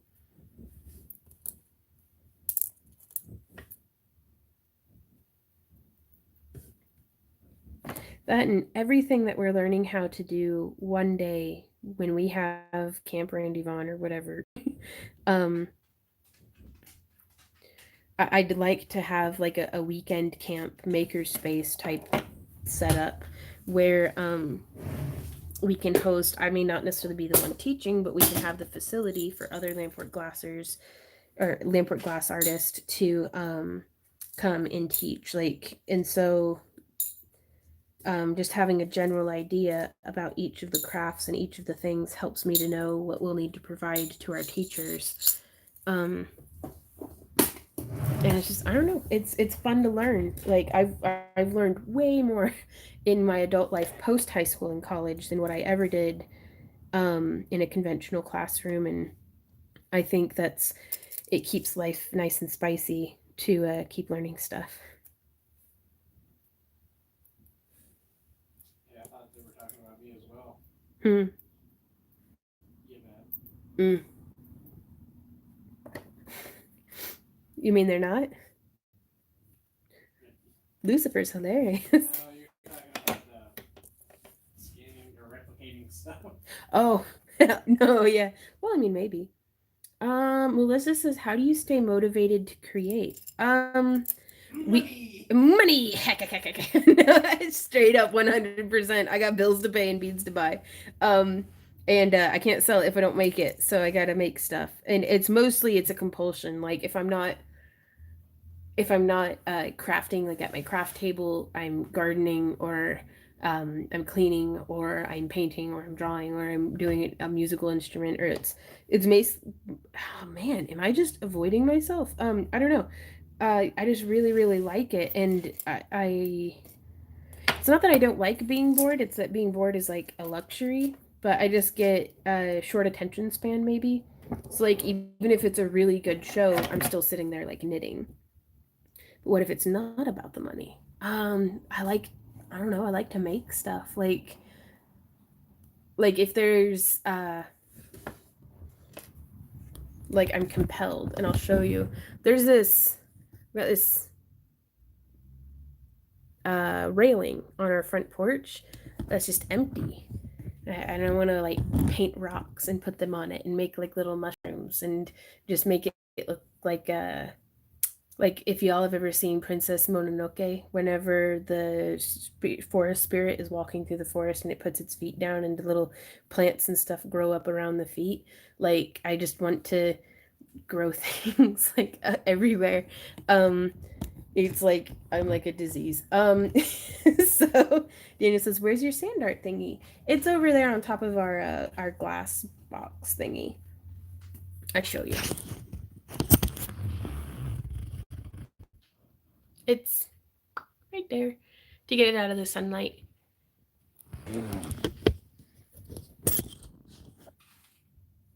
Sometimes you just need to make things to create something from bits. Yep. I don't know. And then I don't know. I think I need to go to therapy or something. But like cuz even if I won the lottery, if I had all the money in the world, everything that money could possibly buy, like all my bills are paid, all my debts are paid off, everybody that I know and love is taken care of, and like there's no additional need for money ever again. I would still make stuff. So I don't think it's ever been a compulsion or ever been a problem with feeling motivated to create something. It's maybe necessarily making myself stay focused to finish a project is what I'll oftentimes have trouble with.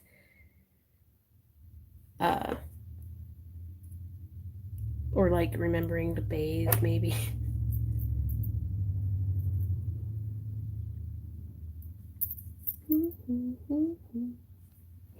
Michelle says I have a hard time finishing. Yeah, and it becomes almost a feat of endurance on some pieces. Like like that's why I honestly feel like I don't have more sellable art. Is it's like I'll be in love with it for the first like half an hour, but then it's like, oh, I have to do this for 12 more hours before it's like halfway done. Me too, poor baby Yoda, right, Yvette? And that's okay though.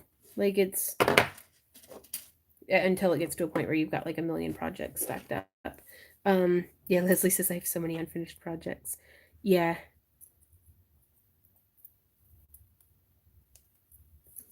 Rebel says it's an addiction. I even hate that I have to sleep because it gets in the way of crafting. I can honestly say I've been having a lampwork glass dreams that I'm torching in my sleep, and it's wonderful. Like, except for I wake up and the beads aren't made, and I'm like, ah. But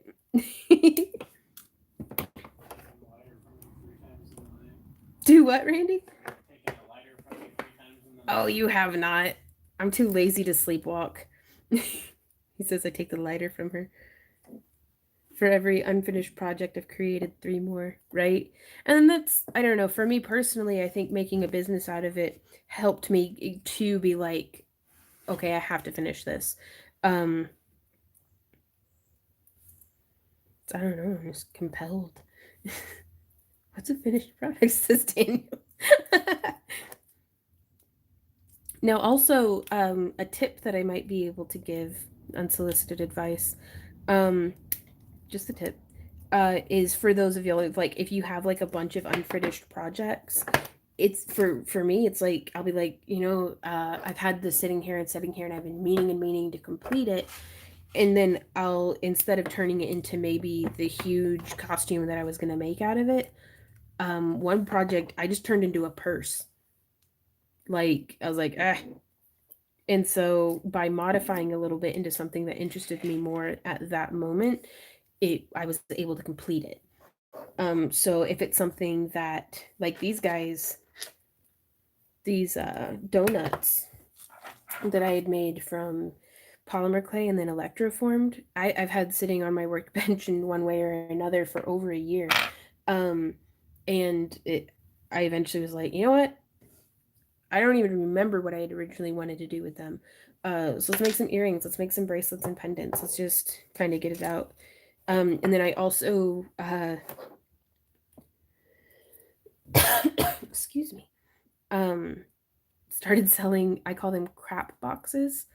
And it's stuff that instead of experiencing the guilt and, like, I don't know, sometimes shame and disappointment of an unfinished project, I just put it in a box and sell it. And I'm like, it's some crafting crap that's like half finished with like some broken beads. Like, because something that maybe is a very loaded project for me might be an amazing project for somebody else. Sorry, it's an Archer reference. My desk, start picking away at the projects on it, or move to another space and make a new mess. Yeah. This in my house, Mandy. It just kept spreading. What's the best way to contact you to have a one-on-one conversation? Probably email. Can you give advice on how much inventory a new business should keep? Email or Discord. We have a questions for Vaughn channel on there.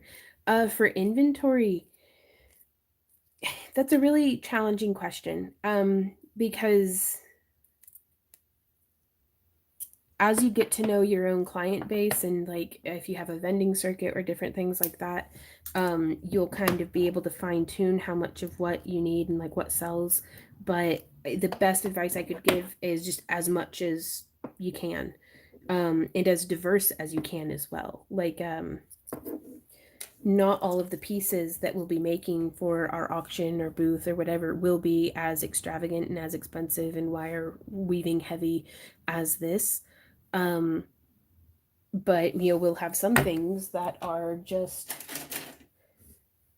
like this starting bid on this is going to be $5. It's just a pretty bead that we wire wrapped. So we try to keep a very broad spectrum because some people might like our work and like the concept, but be like, this is beautiful, but when on earth would I ever wear this? So one thing that you make might not be perfect for everybody. So if you make a wide spectrum of styles and price ranges and sizes and colors and things that maybe might not be your favorite, like, I mean, I think it's a pretty bead and all, but I don't know if I would ever wear this color of bead, but it may be right up somebody else's alley. It might be their like that favorite thing ever. Mary Hart says, this is why I like just gifting art materials and resources I'm not using to someone else who I think will enjoy making something with them instead. It's better than it sitting. And I'm kind of right there with you, Mary. It's, and then honestly, I've gotten so much inspiration just from you guys, from like sending out our craft along kits and seeing how many different, interpretations y'all do with like very similar tools and materials. It gets my inspiration going. So sharing, you get a lot more by giving than what you do by just holding on to it. Says I, who also has beads from like 15 years ago that will probably be buried with me. But I'm just saying. Straight up make a pyramid and be like, no, she'll need this in the next life. Yeah. All things in moderation, including moderation. I think that piece on your mine. Oh, right on, G. What? Daniel. What did I say? I can't wait for my craft crate to arrive on the 14th of June. Gotcha. Oh, you'll probably have one coming in June too. Yeah, everybody who's waiting on your international orders, please keep being patient with us. It's just there's a pandemic on, or something. Somebody was all like, "Man, what's the weirdest thing you ever ate?" Do a bat. Fruit. Made up a crap box for apocalypse package I dropped on my friend's porch the other day. It was all stuff I didn't have use for, but it was inspiring to. Right on. Oh, that's awesome. Is that a hold my sake situation? Hold my sake.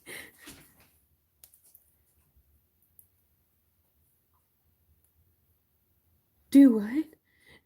Oh, I missed something. Was someone being a troll, Penny?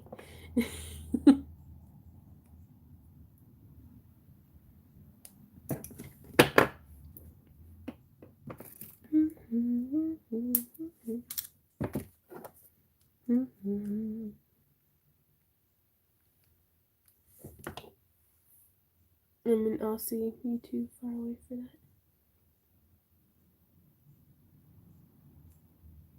Oh, goodness. Oh, goodness. I'm gonna block that person. They're being weird. A little too weird.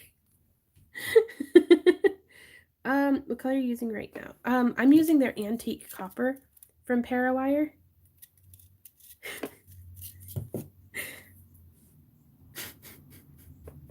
I love you guys so much. And I'm on such a short, slow pony, that sometimes I don't get it when people are trolling, and then it hits me all at once, and I'm like, oh no, stranger danger. What do you mean you don't have any candy or puppy dogs? Let me out of your van. There's no candy in here. Yeah. We're all in quarantine, getting kind of bored.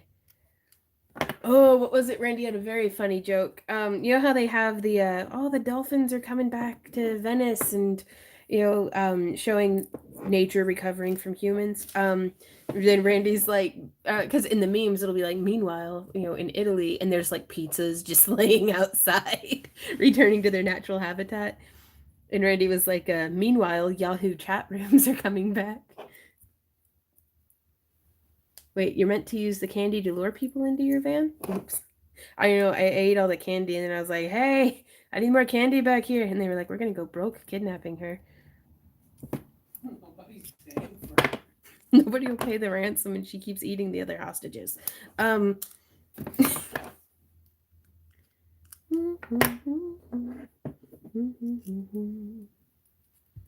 Melissa? Sometimes we'll get a creative troll who like kind of sneak in sideways, and it's like, oh, I didn't realize. Okay, so here, this is where it gets confusing. These are 18 gauge, but that's standard wire gauge. So it's actually 16 gauge American wire gauge, I think. Oh, got you, Penny. Ah, oh.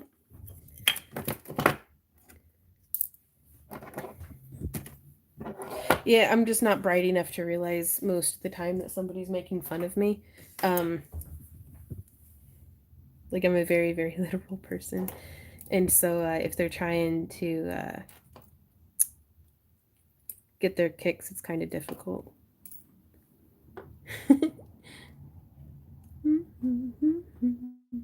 Yeah, the armpit troll was really they were very polite, but they were like, please, for God's sake, just show me your armpits. And I was like, I don't know if I can do that. I mean, give me $1, I guess. Like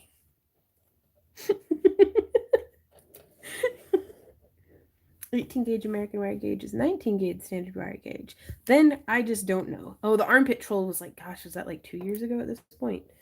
And then the show Bob's Do Milk. That was always fun. I'm using, these are actually aluminum, but since we have a lot of silver in the wire wrapping in the pendant, I like to join with the silver rings. I think it gives a nice kind of yeah, congruency. Don't do drugs, kids. Kids are a heck of a drug. Are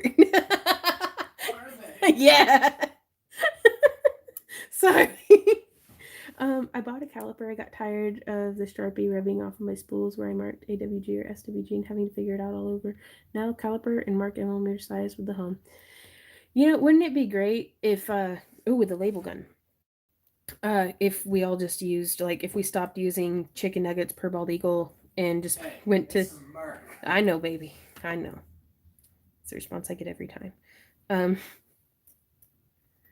Florida, you have to stay 1 gator apart. Yep. Social distancing, y'all. Stand 1 alligator apart at all times. Right, Gary?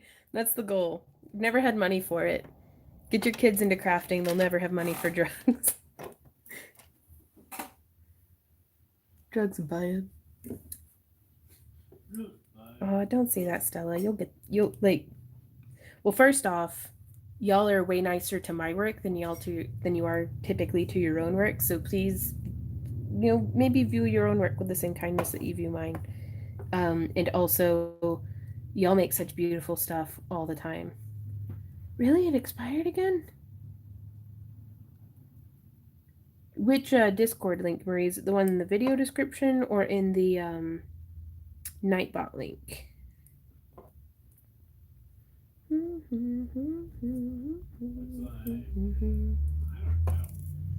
even know anymore. Thanks, Deb.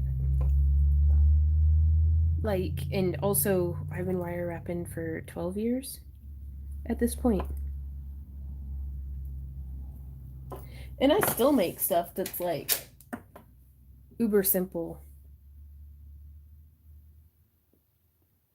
So, like, I appreciate y'all's kindness, but I just tried both of them and they both work, so Daniel confirms. Okay. Is it on the website or different video? Could be a different video. That is a valid possibility.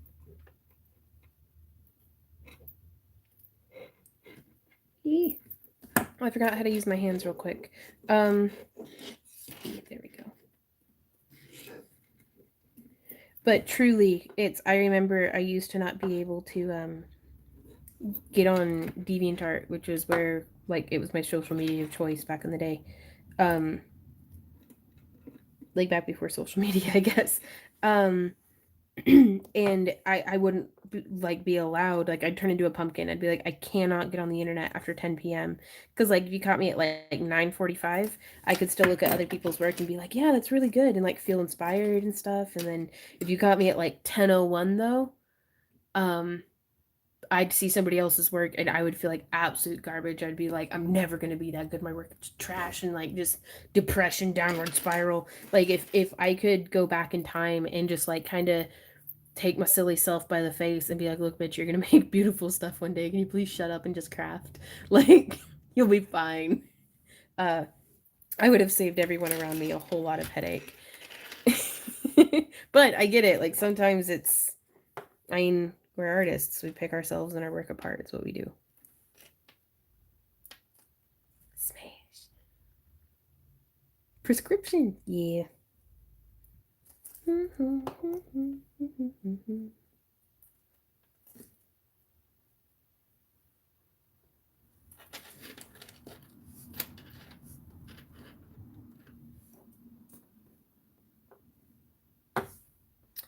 Our music says, I'm taking my time. I want to sell pieces, so I want to hone my craft first. Right on. That's Randy and I jumped right in. Like I think like 3 weeks after he bought me my first chainmail kit from the Ring Lord, we did our first craft show. We sold a lot of really not that great work. But we still do free lifetime repairs. So if anybody has our work from 2008 that you want repaired, just let us know. Hey Pink, how's it going? Practicing wire wrapping on stones and having the worst time, just broke down crying. Oh no, sometimes I can't bend and work with wire making rings and any kind of earrings, but I can't do tumbled stones. Tumbled stones can get really frustrating. If you have Discord, or if you don't mind making a Discord account, Cassidy, you can post pictures to our photo gallery, and we might be able to help you out with like pointing out like is the stone just falling out all the time, or is it like do you just not like the way it looks, or like, well, we can maybe help you troubleshoot.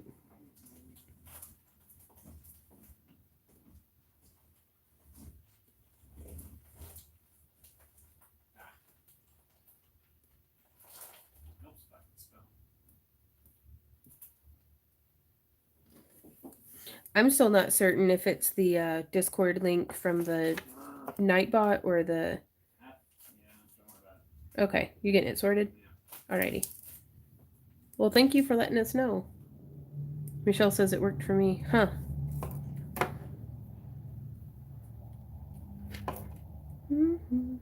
Oh, coffee sounds good. I did a lot of shows for over about 15 years ago. Too. I feel like there was more to that comment. I've been encouraging others to show off their work too. I made a Facebook group where people can post what they've been working on while on lockdown. Right on, Stella. Practice. Take deep breaths and know your first attempts at something will usually not be what you planned in your head. Yeah, 100%. And even now, like with getting into lampwork glass, it's whenever I make a bead, like this one here, where'd it go? I remember specifically whenever I saw it come out, and I was like, oh, geez. At first, I was kind of devastated. Where in the heck? There it is. I was kind of devastated because I had scorched the heck out of it, and I could tell even before I put it in the kiln. And then I was like, I will never be this bad at making beads ever again. Like every single bead that I mess up on, every single bead that I do well on, I'm that much more experienced, and maybe like I've made that much more progress beyond where I had been. So you're still moving forward, even if you're stumbling, even if you're falling on your face, even if you're tripping backwards, you're making progress, you're moving forward, you're doing it. So Okay, Bowser, I think the real question is, why is it that you only peel potatoes on Tuesday? Is Tuesday just potato day?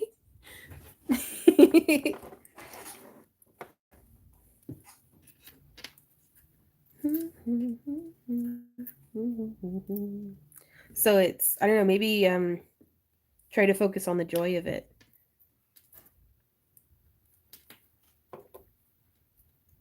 That should be fixed. The fixed. Question, Randy. Yep. Where was it? Nightbot. Okay. Flying off my face is where I am with polymer clay. But if it's still fun.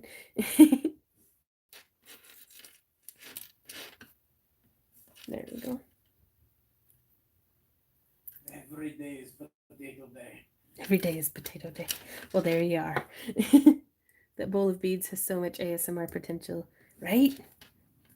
I don't know, I'm still a little jaded. Last time I tried to do an ASMR video, like 100 people within the hour told me that they hated it. So I was like, okay, I'll just go die. Yeah, This is fine. Are cabs easier to wrap? I personally think so because they're a little bit more consistently shaped. And you don't have to be accommodating of maybe as many weird lumps and bumps. But sometimes the lumps and bumps can really help you to get the stone to stay like, if that makes sense. Also, what kind of wire are you using? Because sometimes stuff that works for earrings, like, might have a little bit too much spring back. Like, let me see. Let me finish up what I'm doing here. I've got one more link to attach. And then I can show you guys some examples of, like, a wire that's too springy.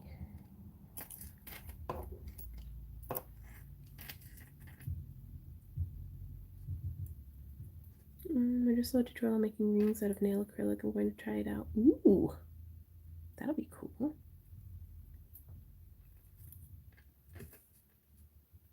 Right on. Well, like, is it round copper? Is it round steel? Okay, so here we have an example of, this is stainless steel. And it's round, and it's 20 gauge. So same exact as this stuff here.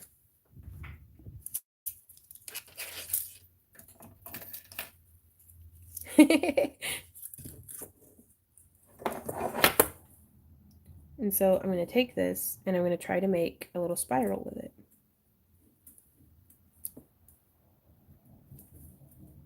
And it's working. This is not a good example. Let me go rummage just real quick for some proper springy wire. I will be right back.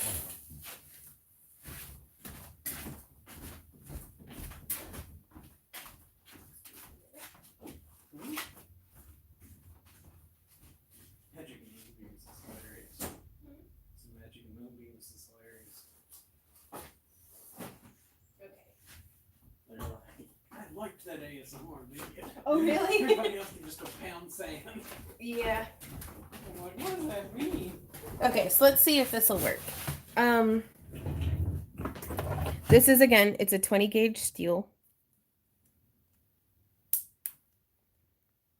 And this one I'm having a heck of it. Well, yeah, this one's going to be a little bit more difficult to work with.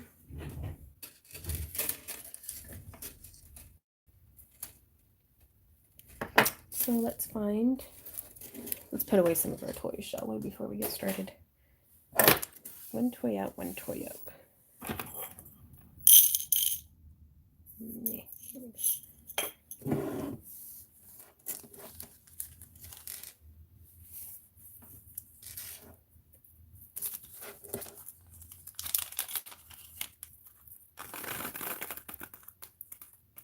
Ooh, right on, Margaret. Yeah, stainless steel can be really hard to work with. Round copper. Okay. Now I've lost my wire. There it is. So I'm going to go ahead and give this a snip.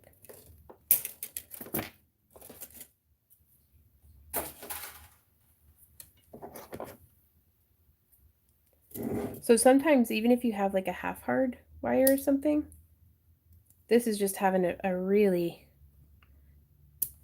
it doesn't want to stay sprung together in this part here. but you can still start to like tweak around with it and stuff. Let me grab a tumbled stone for you. It just pops out. Okay. That might be the style of wrap. Because if there aren't connection points, what gauge of wire are you using? I know I've got a pretty rock somewhere that we can wrap. It's okay. Settle for a not pretty rock. Yeah. Never in my life have I met a not pretty rock ring.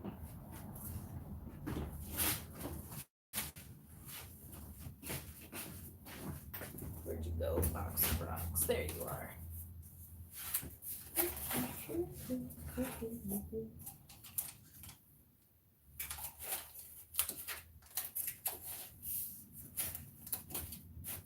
Okay, so this one here is actually a tumbled river stone from our friend Leslie. I ordered 20 gauge, I'm waiting on it, and some cabs, but I'm used to doing earrings that I'm like, where do I start? Right on 18 gauge. So let's see, here we have some 18 gauge, and I'm going to pull 14 inches.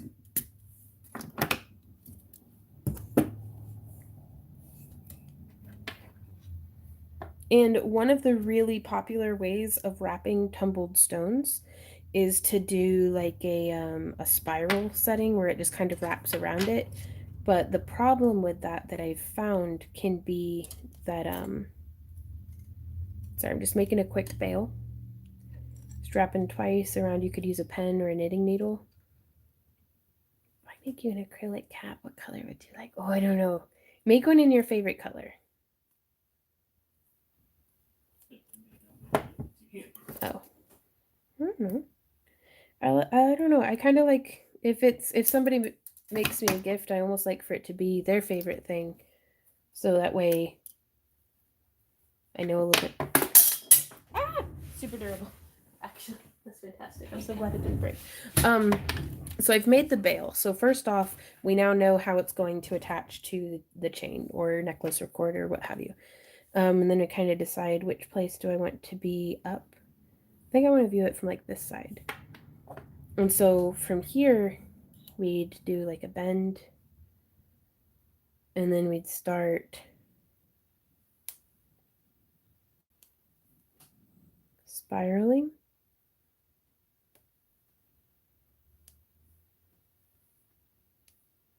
Like around a bit. Kind of like that. And then we can push our stone up into that cage. And then you continue the little spiral wrap down. Robert says I always do the bail last and it ends up being a weird shape. Right on. That's actually why I do mine first, is so that way it's like, okay, that part's done. Really? Gravity works extra well today. But and then we spiral it around, and let's say we finish it off with a cute little curly Q. Now I think these are very nice in concept, right? I got the booty fingers, the butterfingers. Very, very nice in concept until it snags on something and our stone has fallen out. Yeah, I stress test the work so y'all don't have to, for sure. And even if you work hard in your work, like there's a lot of different things that, and this is 18 gauge. I typically don't work with anything thicker than that. Like, I mean, maybe 16, but even then, just if something snags and pulls, it's just gonna want to come apart.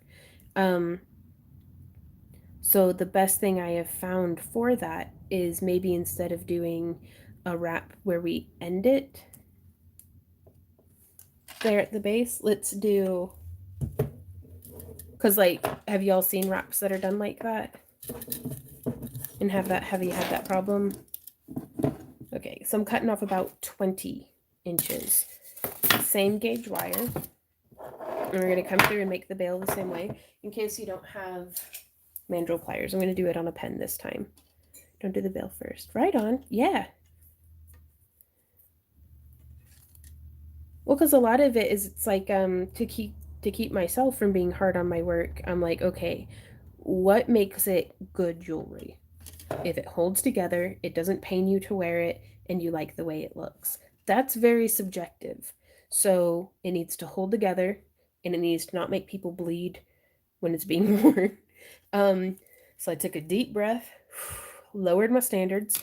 Is that wrap on perfect spears? It works really good. Right on, Nan. I well, yeah, and then we'll lower my expectations. Keep high standards, low expectations. Okay. So from here, we're going to do that bend again. Right? And then it costs extra. And we're just going to come around. And I like doing the bail first, if only because it gives me something to hold on to. And we're going to continue the spiral around. Right on. Your standards are so high. It's art. And so I'm going to take that and I'm going to push the spiral down over it.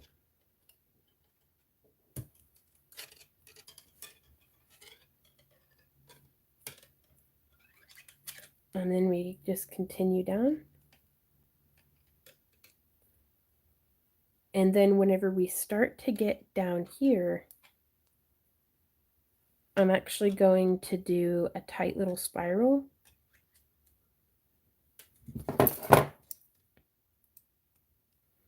Hold on to it and put a bend into our wire so that we can push. And now I start spiraling back up. Now this does double our wire.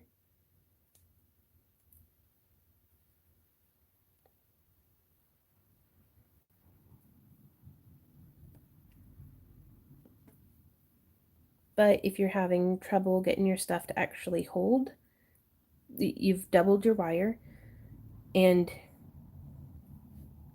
I'm going to do one little secure loop around the neck. Like if this is the head and this is the body, I treat that like the neck where it transitions from veil to piece. And then on whichever side is the back, I like to come through and loop my wire through just a part of it. And just pull. And now we can make a little decorative spiral that we can kind of tuck the ends into our work.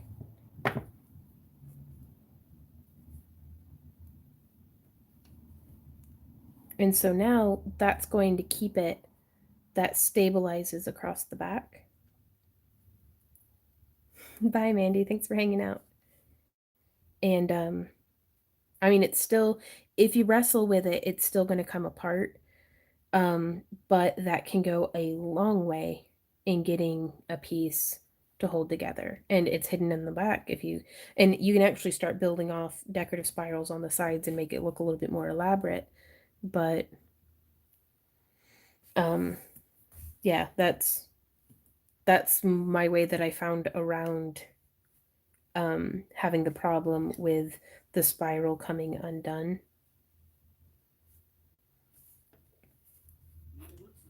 And yeah, it looks nice. And you can incorporate like beads and things, like you could.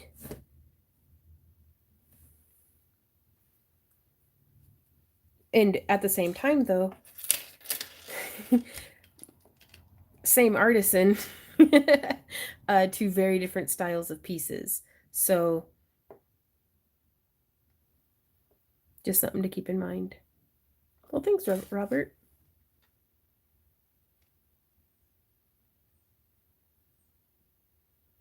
Ooh, Chibi, that sounds really good. All you can eat. Oh no, right on. I guess if I ever finished my degree, I could go and teach at a university, but I don't know. I don't. You don't teach it while Yvonne University, YouTube University. Yeah, Yeah, no, they don't. Certainly doesn't seem like university salary. That's for darn certain. Darn tootin'.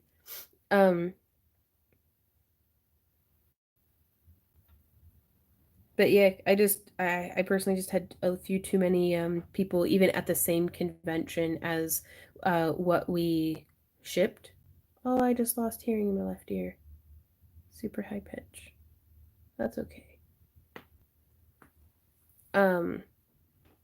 Like we had sold some just tumbled gemstones. And at like an anime convention, like our first year, and like we had 3 or 4 of them bring back their pendants and be like, I lost the stone because it had like snagged, and I was like, well, son of a bitch. So we just did like refunds, I guess, or let them swap it out for something else.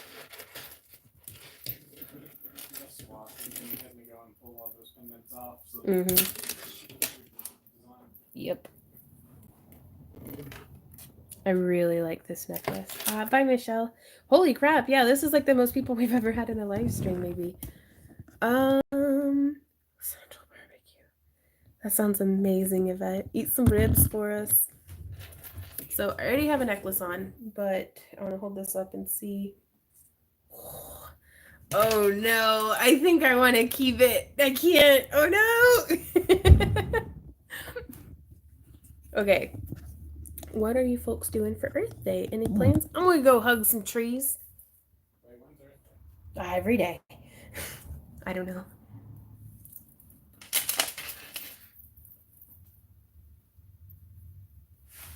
Oh. Oh no.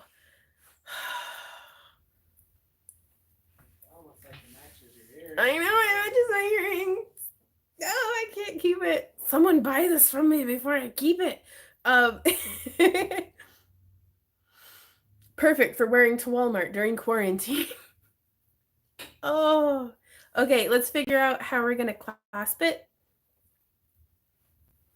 I even just like that length. Love it, right?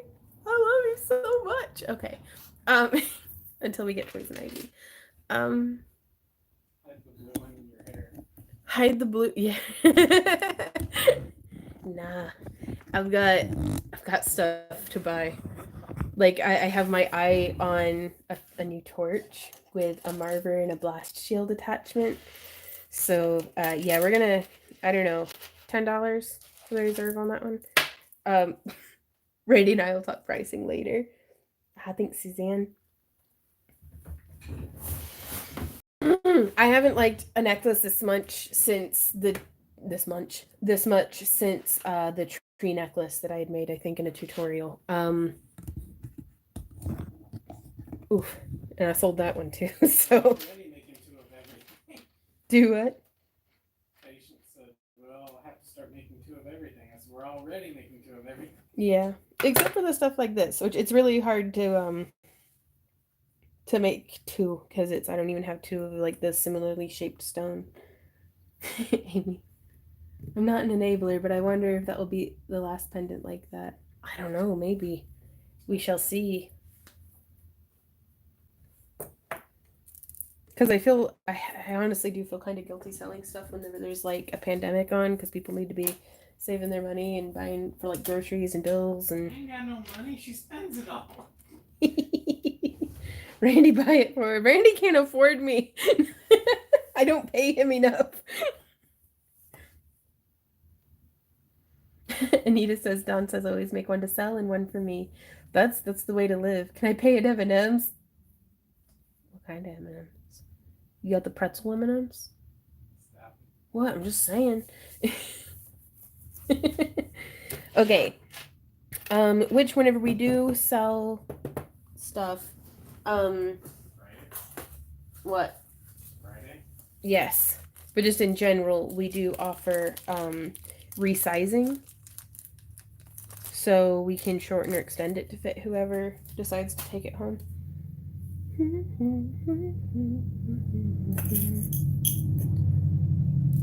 Oh, really, Judy? Right on. Oreo cheesecake balls. How much to send Oreo cheesecake balls from Ireland to the P.O. box?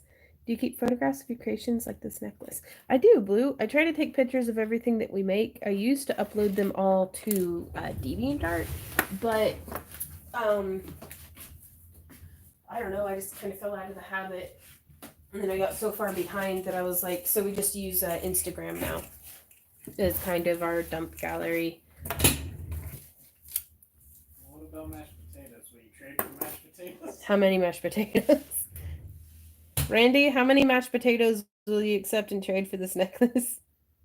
Honestly, if my bank took mashed potatoes, I would accept mashed potatoes, but they like cold hard cash.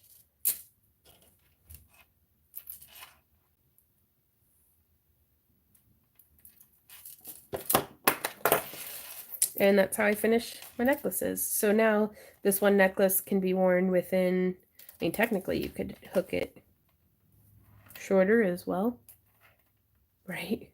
Creamed corn? Yvette, I actually just ate the last can of creamed corn that you had sent. You did what? Well, it was good. And you keep scolding me about me letting food go bad. Not my creamed corn. Well. Tea stealer. Or you can hook it all the way down there. Just whatever you like.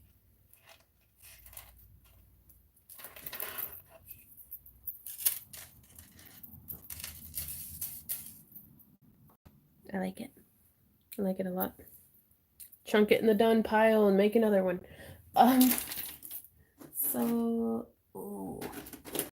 kind of want to make a chain for this guy too. Though I don't know. Corn is pure sugar. Corn is pure delicious. That's true. Well, corn has some nutrients beyond just sugar, don't they? Please tell me that they do. Kind of want to make a chain for that one. I don't know. Alyssa says, I've missed so much. Hard to get some tasks done. I'm back now. What's going on? I don't even know anymore.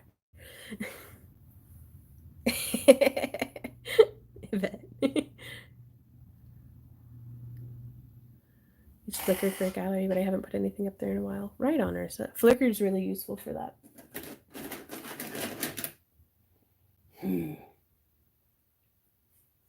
What does that mean? What? I'm pretty certain my iPad won't survive this auction. Because they keep slobbering on it. Oh. Oh, wow. Oh, that sounds really good, Jibby. Food does sound really good. So I was thinking about making a chain for this one as well. Just, I thought we were shooting for chains on all those. some of the smaller ones I might leave as like just regular chain. Okay. But for these larger pieces, I think it makes them look like a more complete like statement piece. Because this one, it would look ridiculous on like just a dinky like plain chain. So I want to beef it up a little bit. So let us rummage for some beads. Hey, kitty. Look at that pretty kitty. Such a good cat. Why is the window so dirty? Callie. Callie. Hey, pretty kitty. I love you. I'm gonna go let this cat in.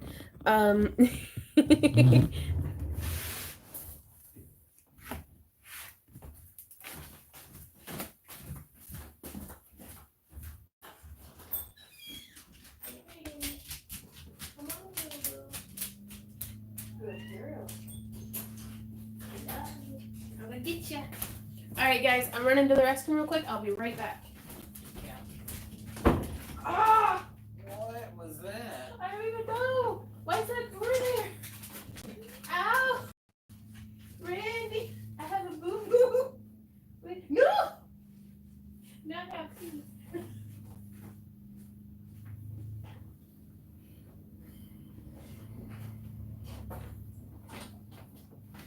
Oops.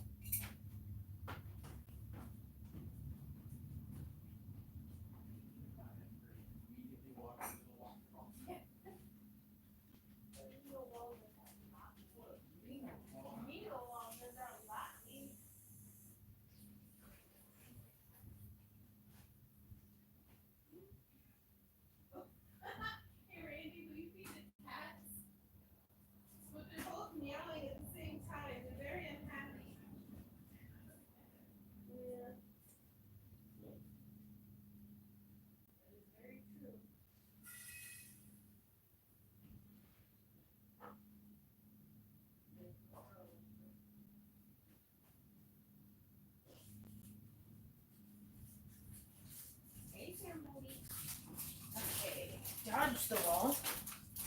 Freaking in. Okay, I have returned. How are y'all doing?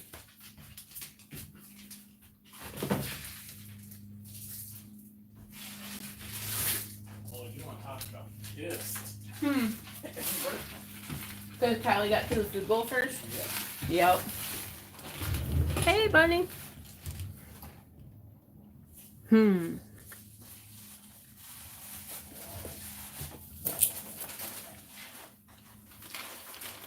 Sorry, I'm eating a sugar-free caramel.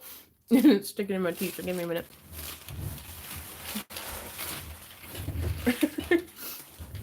Okay, how do y'all make stuff that doesn't fit your own style? I can only seem to make stuff I like, which isn't always marketable. For me, it started with branching into colors and gemstones and metal tones that I personally don't really wear a lot. Like, I love the way carnelian and bright copper look. Hey, lady. Yeah? Before I throw away this bubble wrap, do you need it Let's salvage all bubble wrap. for your class? Maybe. Like, I really appreciate you tidying up the table, but can we do that together so we can... Nope. Okay. Just let me micromanage you. But yeah, it started with branching into color schemes that I wouldn't normally wear. So maybe it would be the same like steampunk style, but with a different metal tone and a different gemstone, and it might appeal to somebody else. And then you can kind of, working outside of my comfort zone, I like to baby step out of it instead of like lunging and like leaping. Okay, so we have pulling out some 6mm. Let me get this up on the table so I don't spill it, hopefully.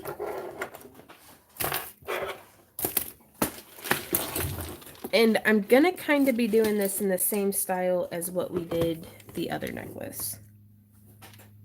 So let me, whoops, put my labradorite beads away.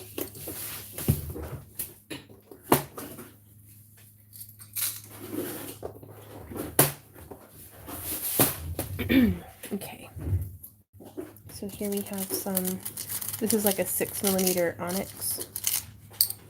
This is from a necklace that I'd gotten in an estate sale, and then it broke. So instead of sorting the beads, I just put them all in a container together. It's got some smoky quartz, some tiger's eye, some faceted glass. That should be enough.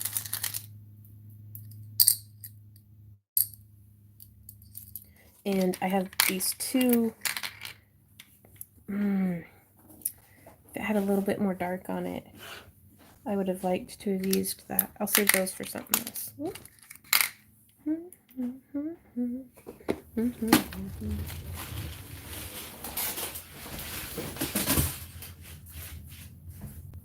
be right back again.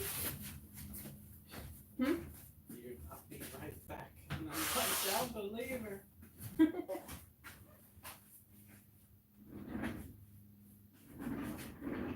I'm getting more water.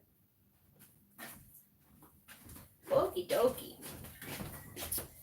I hope y'all are having as happy crafty of a quarantine as we are up in here, because I'm really enjoying that. Also, this will be for sale on the auction. Boop. I wish my hearing would come back. Holy crap, this is kind of concerning. What did I do with those things? There they are. Oh, you say imagine dropping that box. Many a time I have dropped box. It makes for sad. Yes, those fluorite points for sure. Ooh, which I want to make something with y'all real quick. What? Well, instead of just doing it, hey everybody, let's make another 10 wrapped bead links. Same song. One of my favorite variations of our star flowers. It makes for sad. Yes. Let me go through and pick out 1, 2, 3. And it's hard to find them all where they're like similar size and color. That's too big.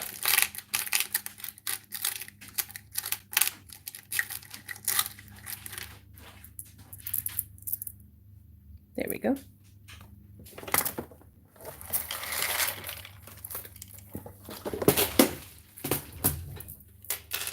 Metal tone.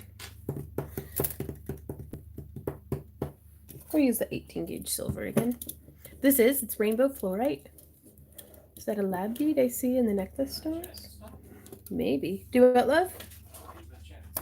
Yeah, it keeps doing that on my tablet. Okay. So I'm going to be working off the spool on this one because I'm not entirely certain how much it takes. And this is 18 gauge, so I don't know if... No, it's not going to fit. Okay. Well, dropped.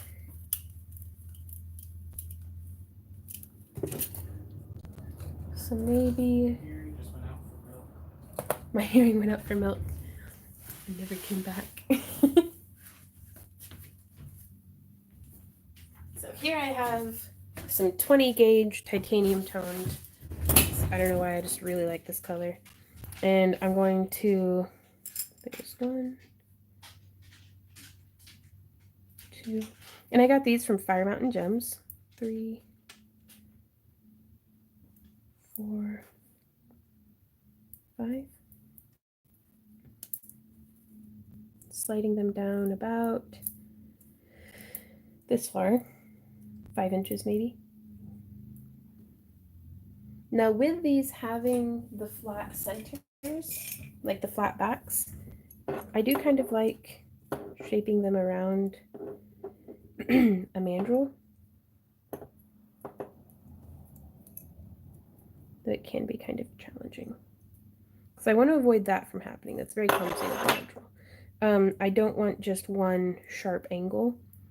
So I'm just coming in and putting them edge to edge, putting the points edge to edge, and bending.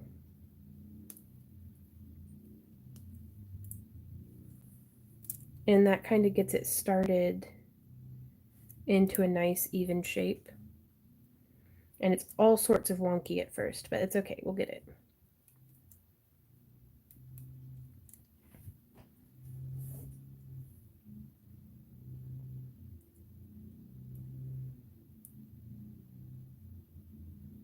Okay, and now I'm going to bend this up and this around.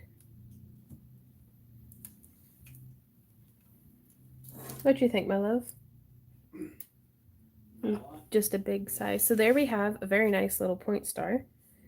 And then we just wrap it the same way we would any other star flower. 2 across the top, 2 across the bottom, 2 across the top, 2 across the bottom. Ooh, we could, couldn't we?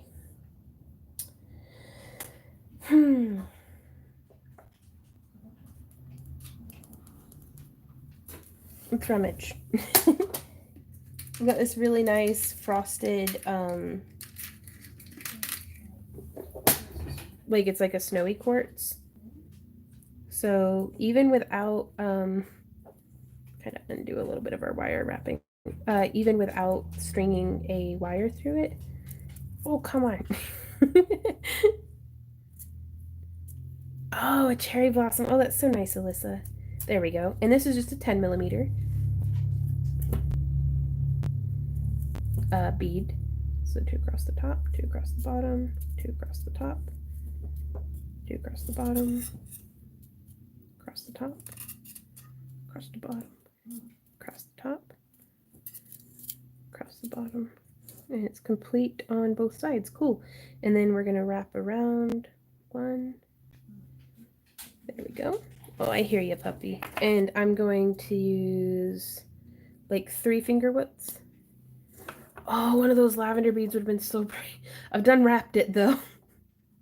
But you guys can always do that in your own work. Fire Mountain Gems has some really pretty opalite points, strands as well. Let's go poop in the yard. Oh, gotta go poop in the yard. Mummy, the doggies. I think they're upset because the neighbors are mowing. Yeah. So we've made a cute little spiral up there at the top.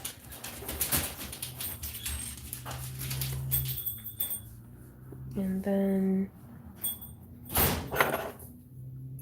gonna use a mandrel on the like 7mm section. And I think, nah, I'm just gonna wrap it twice. No, I'll do it 3 times.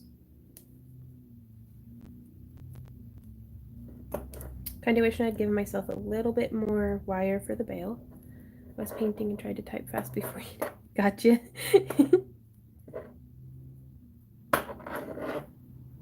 So we'll just have a smaller spiral for the other side, but that's okay.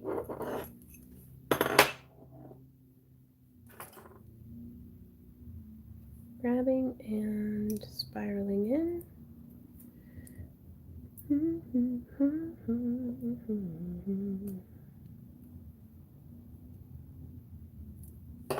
And so now with the 3, I like to separate them into 3 little nodes, and then you can kind of straighten it up a bit.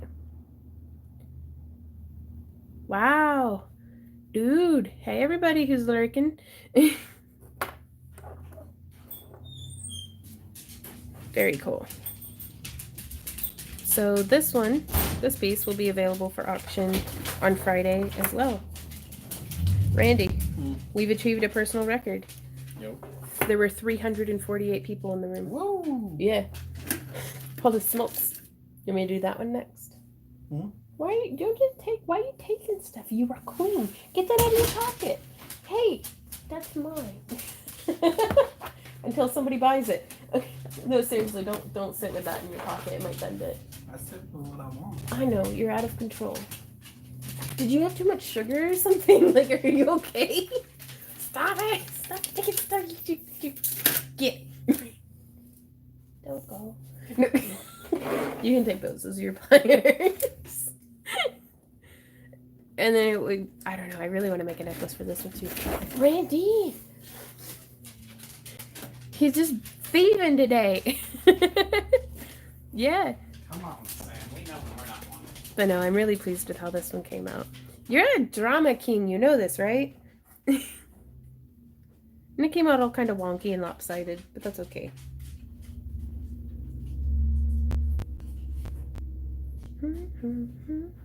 But yeah, so that's just a variation of the star flowers that I wanted to show you guys. That it's amazing what you can do, the same exact style of wrapping, but with a different bead shape. Did he get his head stuck in his food dish again? No.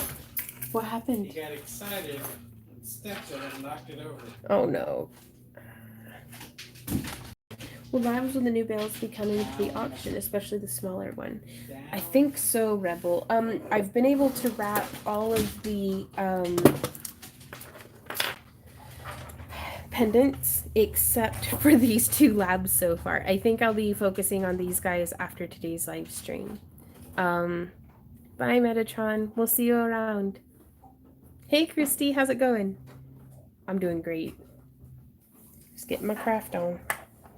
Okay, so again, we are using 20 gauge parawire. Let me get some of these off the work surface.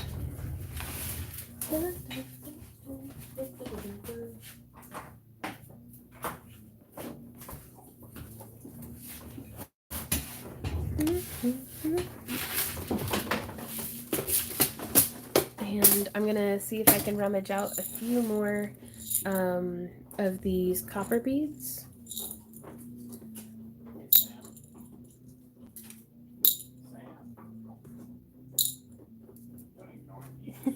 I can hear him ignoring you. You're gonna listen to me now. He says, what? What are you doing? Go back to your thing. Okay. So, what is the leaf stuff around the big crystals? That's gallery wire. I get mine from Amazon.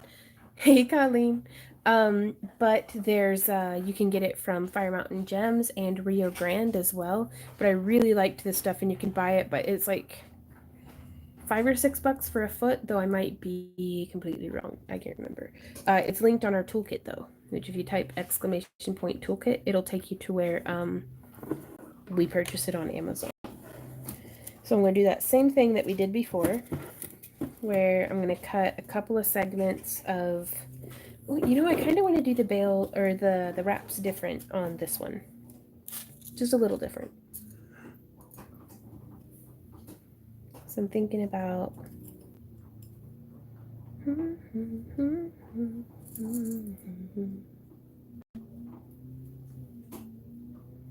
We have our 3 beads on there.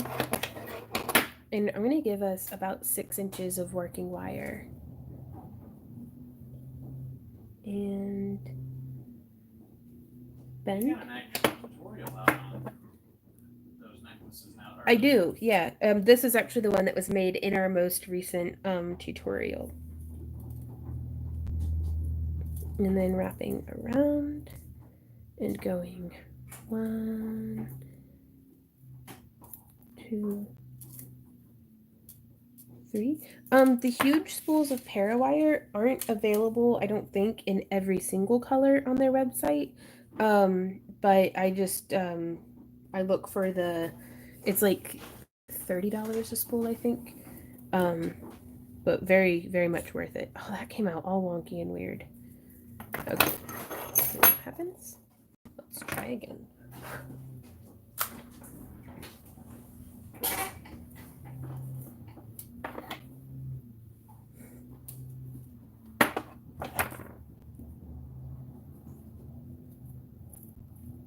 Yeah, the bulk spools. Also, you can always send them an email and be like, hey, I'm interested in getting this in a bulk spool. And I'm sure they'll talk to you about it and help you get that sorted.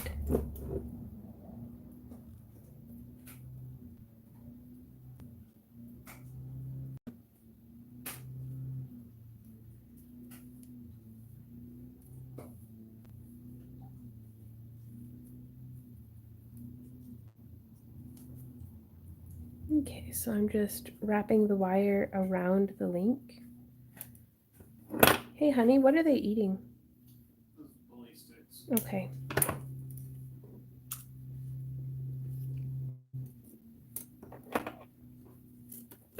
Since they're so distracted. I know, it's just everything's starting to get kind of loud between the mowing and just everything.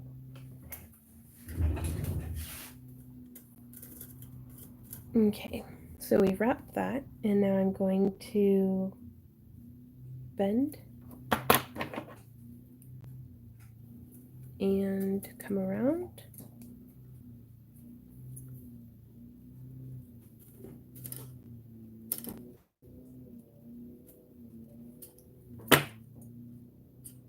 Now I'm going to wrap around again.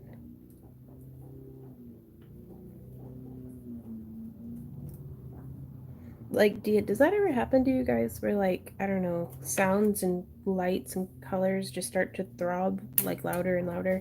It's like, usually I'll put on my earmuffs, like my ear safety. Those aren't earmuffs. What are those called, Randy? Ear goggles? They're earmuffs. They're earmuffs? Yeah. Okay. They're ear protection. Ear protection. But yeah, so that's just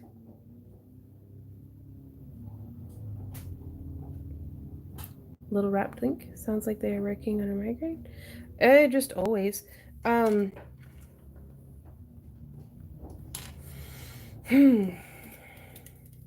we go.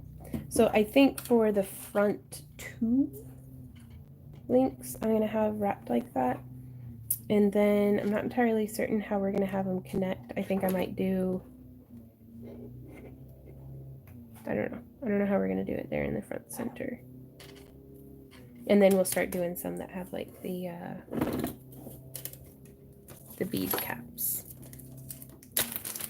Marie says I get my final wire at Rio Grande, and I was just shocked at the amount that I had to pay for them for silver round wire. Right on. Yeah, the price of silver fluctuates kind of almost wildly sometimes, but yeah.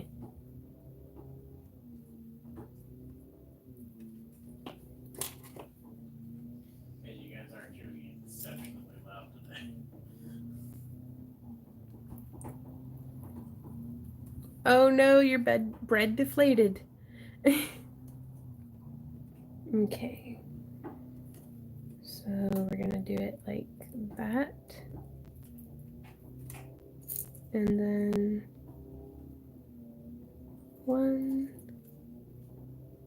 2, 3, 4. Will that be wide enough? I wonder. I think it will be. Ah, no! My beads! I'll be right back. I must go retrieve them. Fortunately, the house rolls in one direction.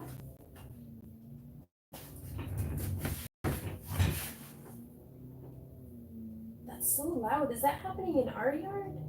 No. Are they just mowing the same one spot in their driveway? It's a neighborhood's house they've been redoing. Gotcha. Oh, okay.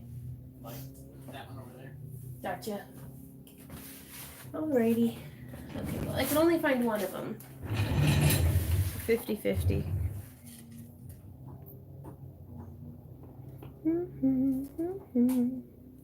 New chain or piece of rawhide in the middle. Ooh, that'd be cool. Small miracles, right? Okay. So then we're gonna do that and a bead.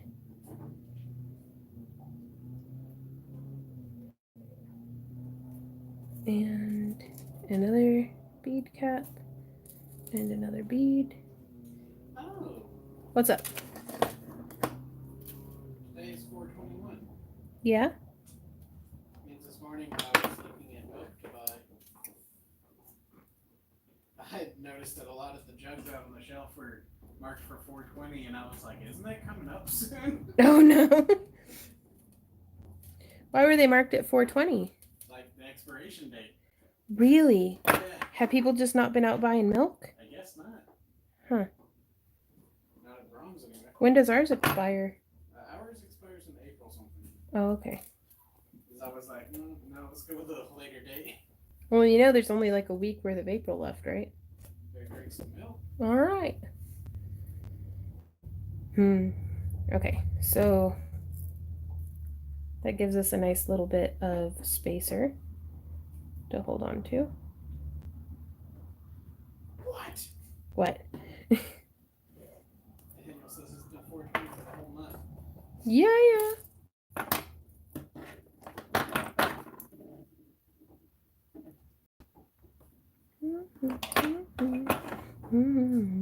Oh, it's a migraine. Cool. I love migraines.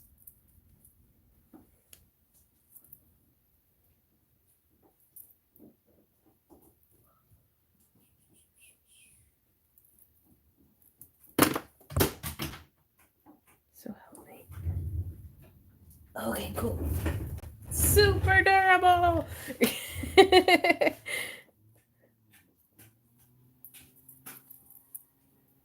Okay, Sam, you were just smacking your lips. Like, I feel like Z's using his cone as like a megaphone. No, I removed his cone. No, like it sounds like he picked it up and he's using it as a megaphone. Oh no, there's just dog food everywhere. Yeah, I'm not. Oh gosh. All right. Yeah, let's just ignore that.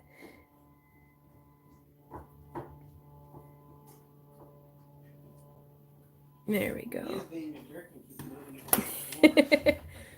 Okay, so the neighbors have started using a leaf blower, and I think my head's gonna crack open, so I'm gonna go outside and pass out under a tree or something with my earmuffs on, because it's like hot in here. But like everything's so loud. I didn't know that it was migraines. I just thought my head hurts for no reason all the time.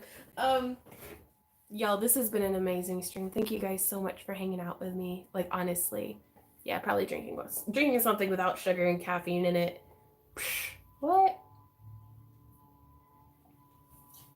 Thank you so much, Stephanie and Suzette and Judy. Thank you guys so much for all of your generosity in today's gifts and stuff. Like, that's... Oh, hey, Randy, we should probably set a bunch of stuff on fire. Why? So that Andy can mow tomorrow. And we almost died. Yeah. Okay, so Randy and I were on the hammock, story time before we leave. Randy and I were on the hammock, and I don't know if y'all noticed, but we're kind of plush. We exceed the weight limit of the hammock by like 100 pounds. No, it's like 20 pounds. I'm not good at math. I'm not good enough at math to argue with you. But no, okay, so we exceed the weight limit of the hammock. The hammock was fine. It's the poor little S hooks that join the hammock to the hammock frame that were holding on for dear life, and they were like, ugh! And then our asses fell on the ground, and Randy almost died hitting his head. Well, he didn't hit his head. He fell in between two sticks in our burn pile. That would have been very bad. And then I got I'm getting a very glorious bruise on my right rump cheek from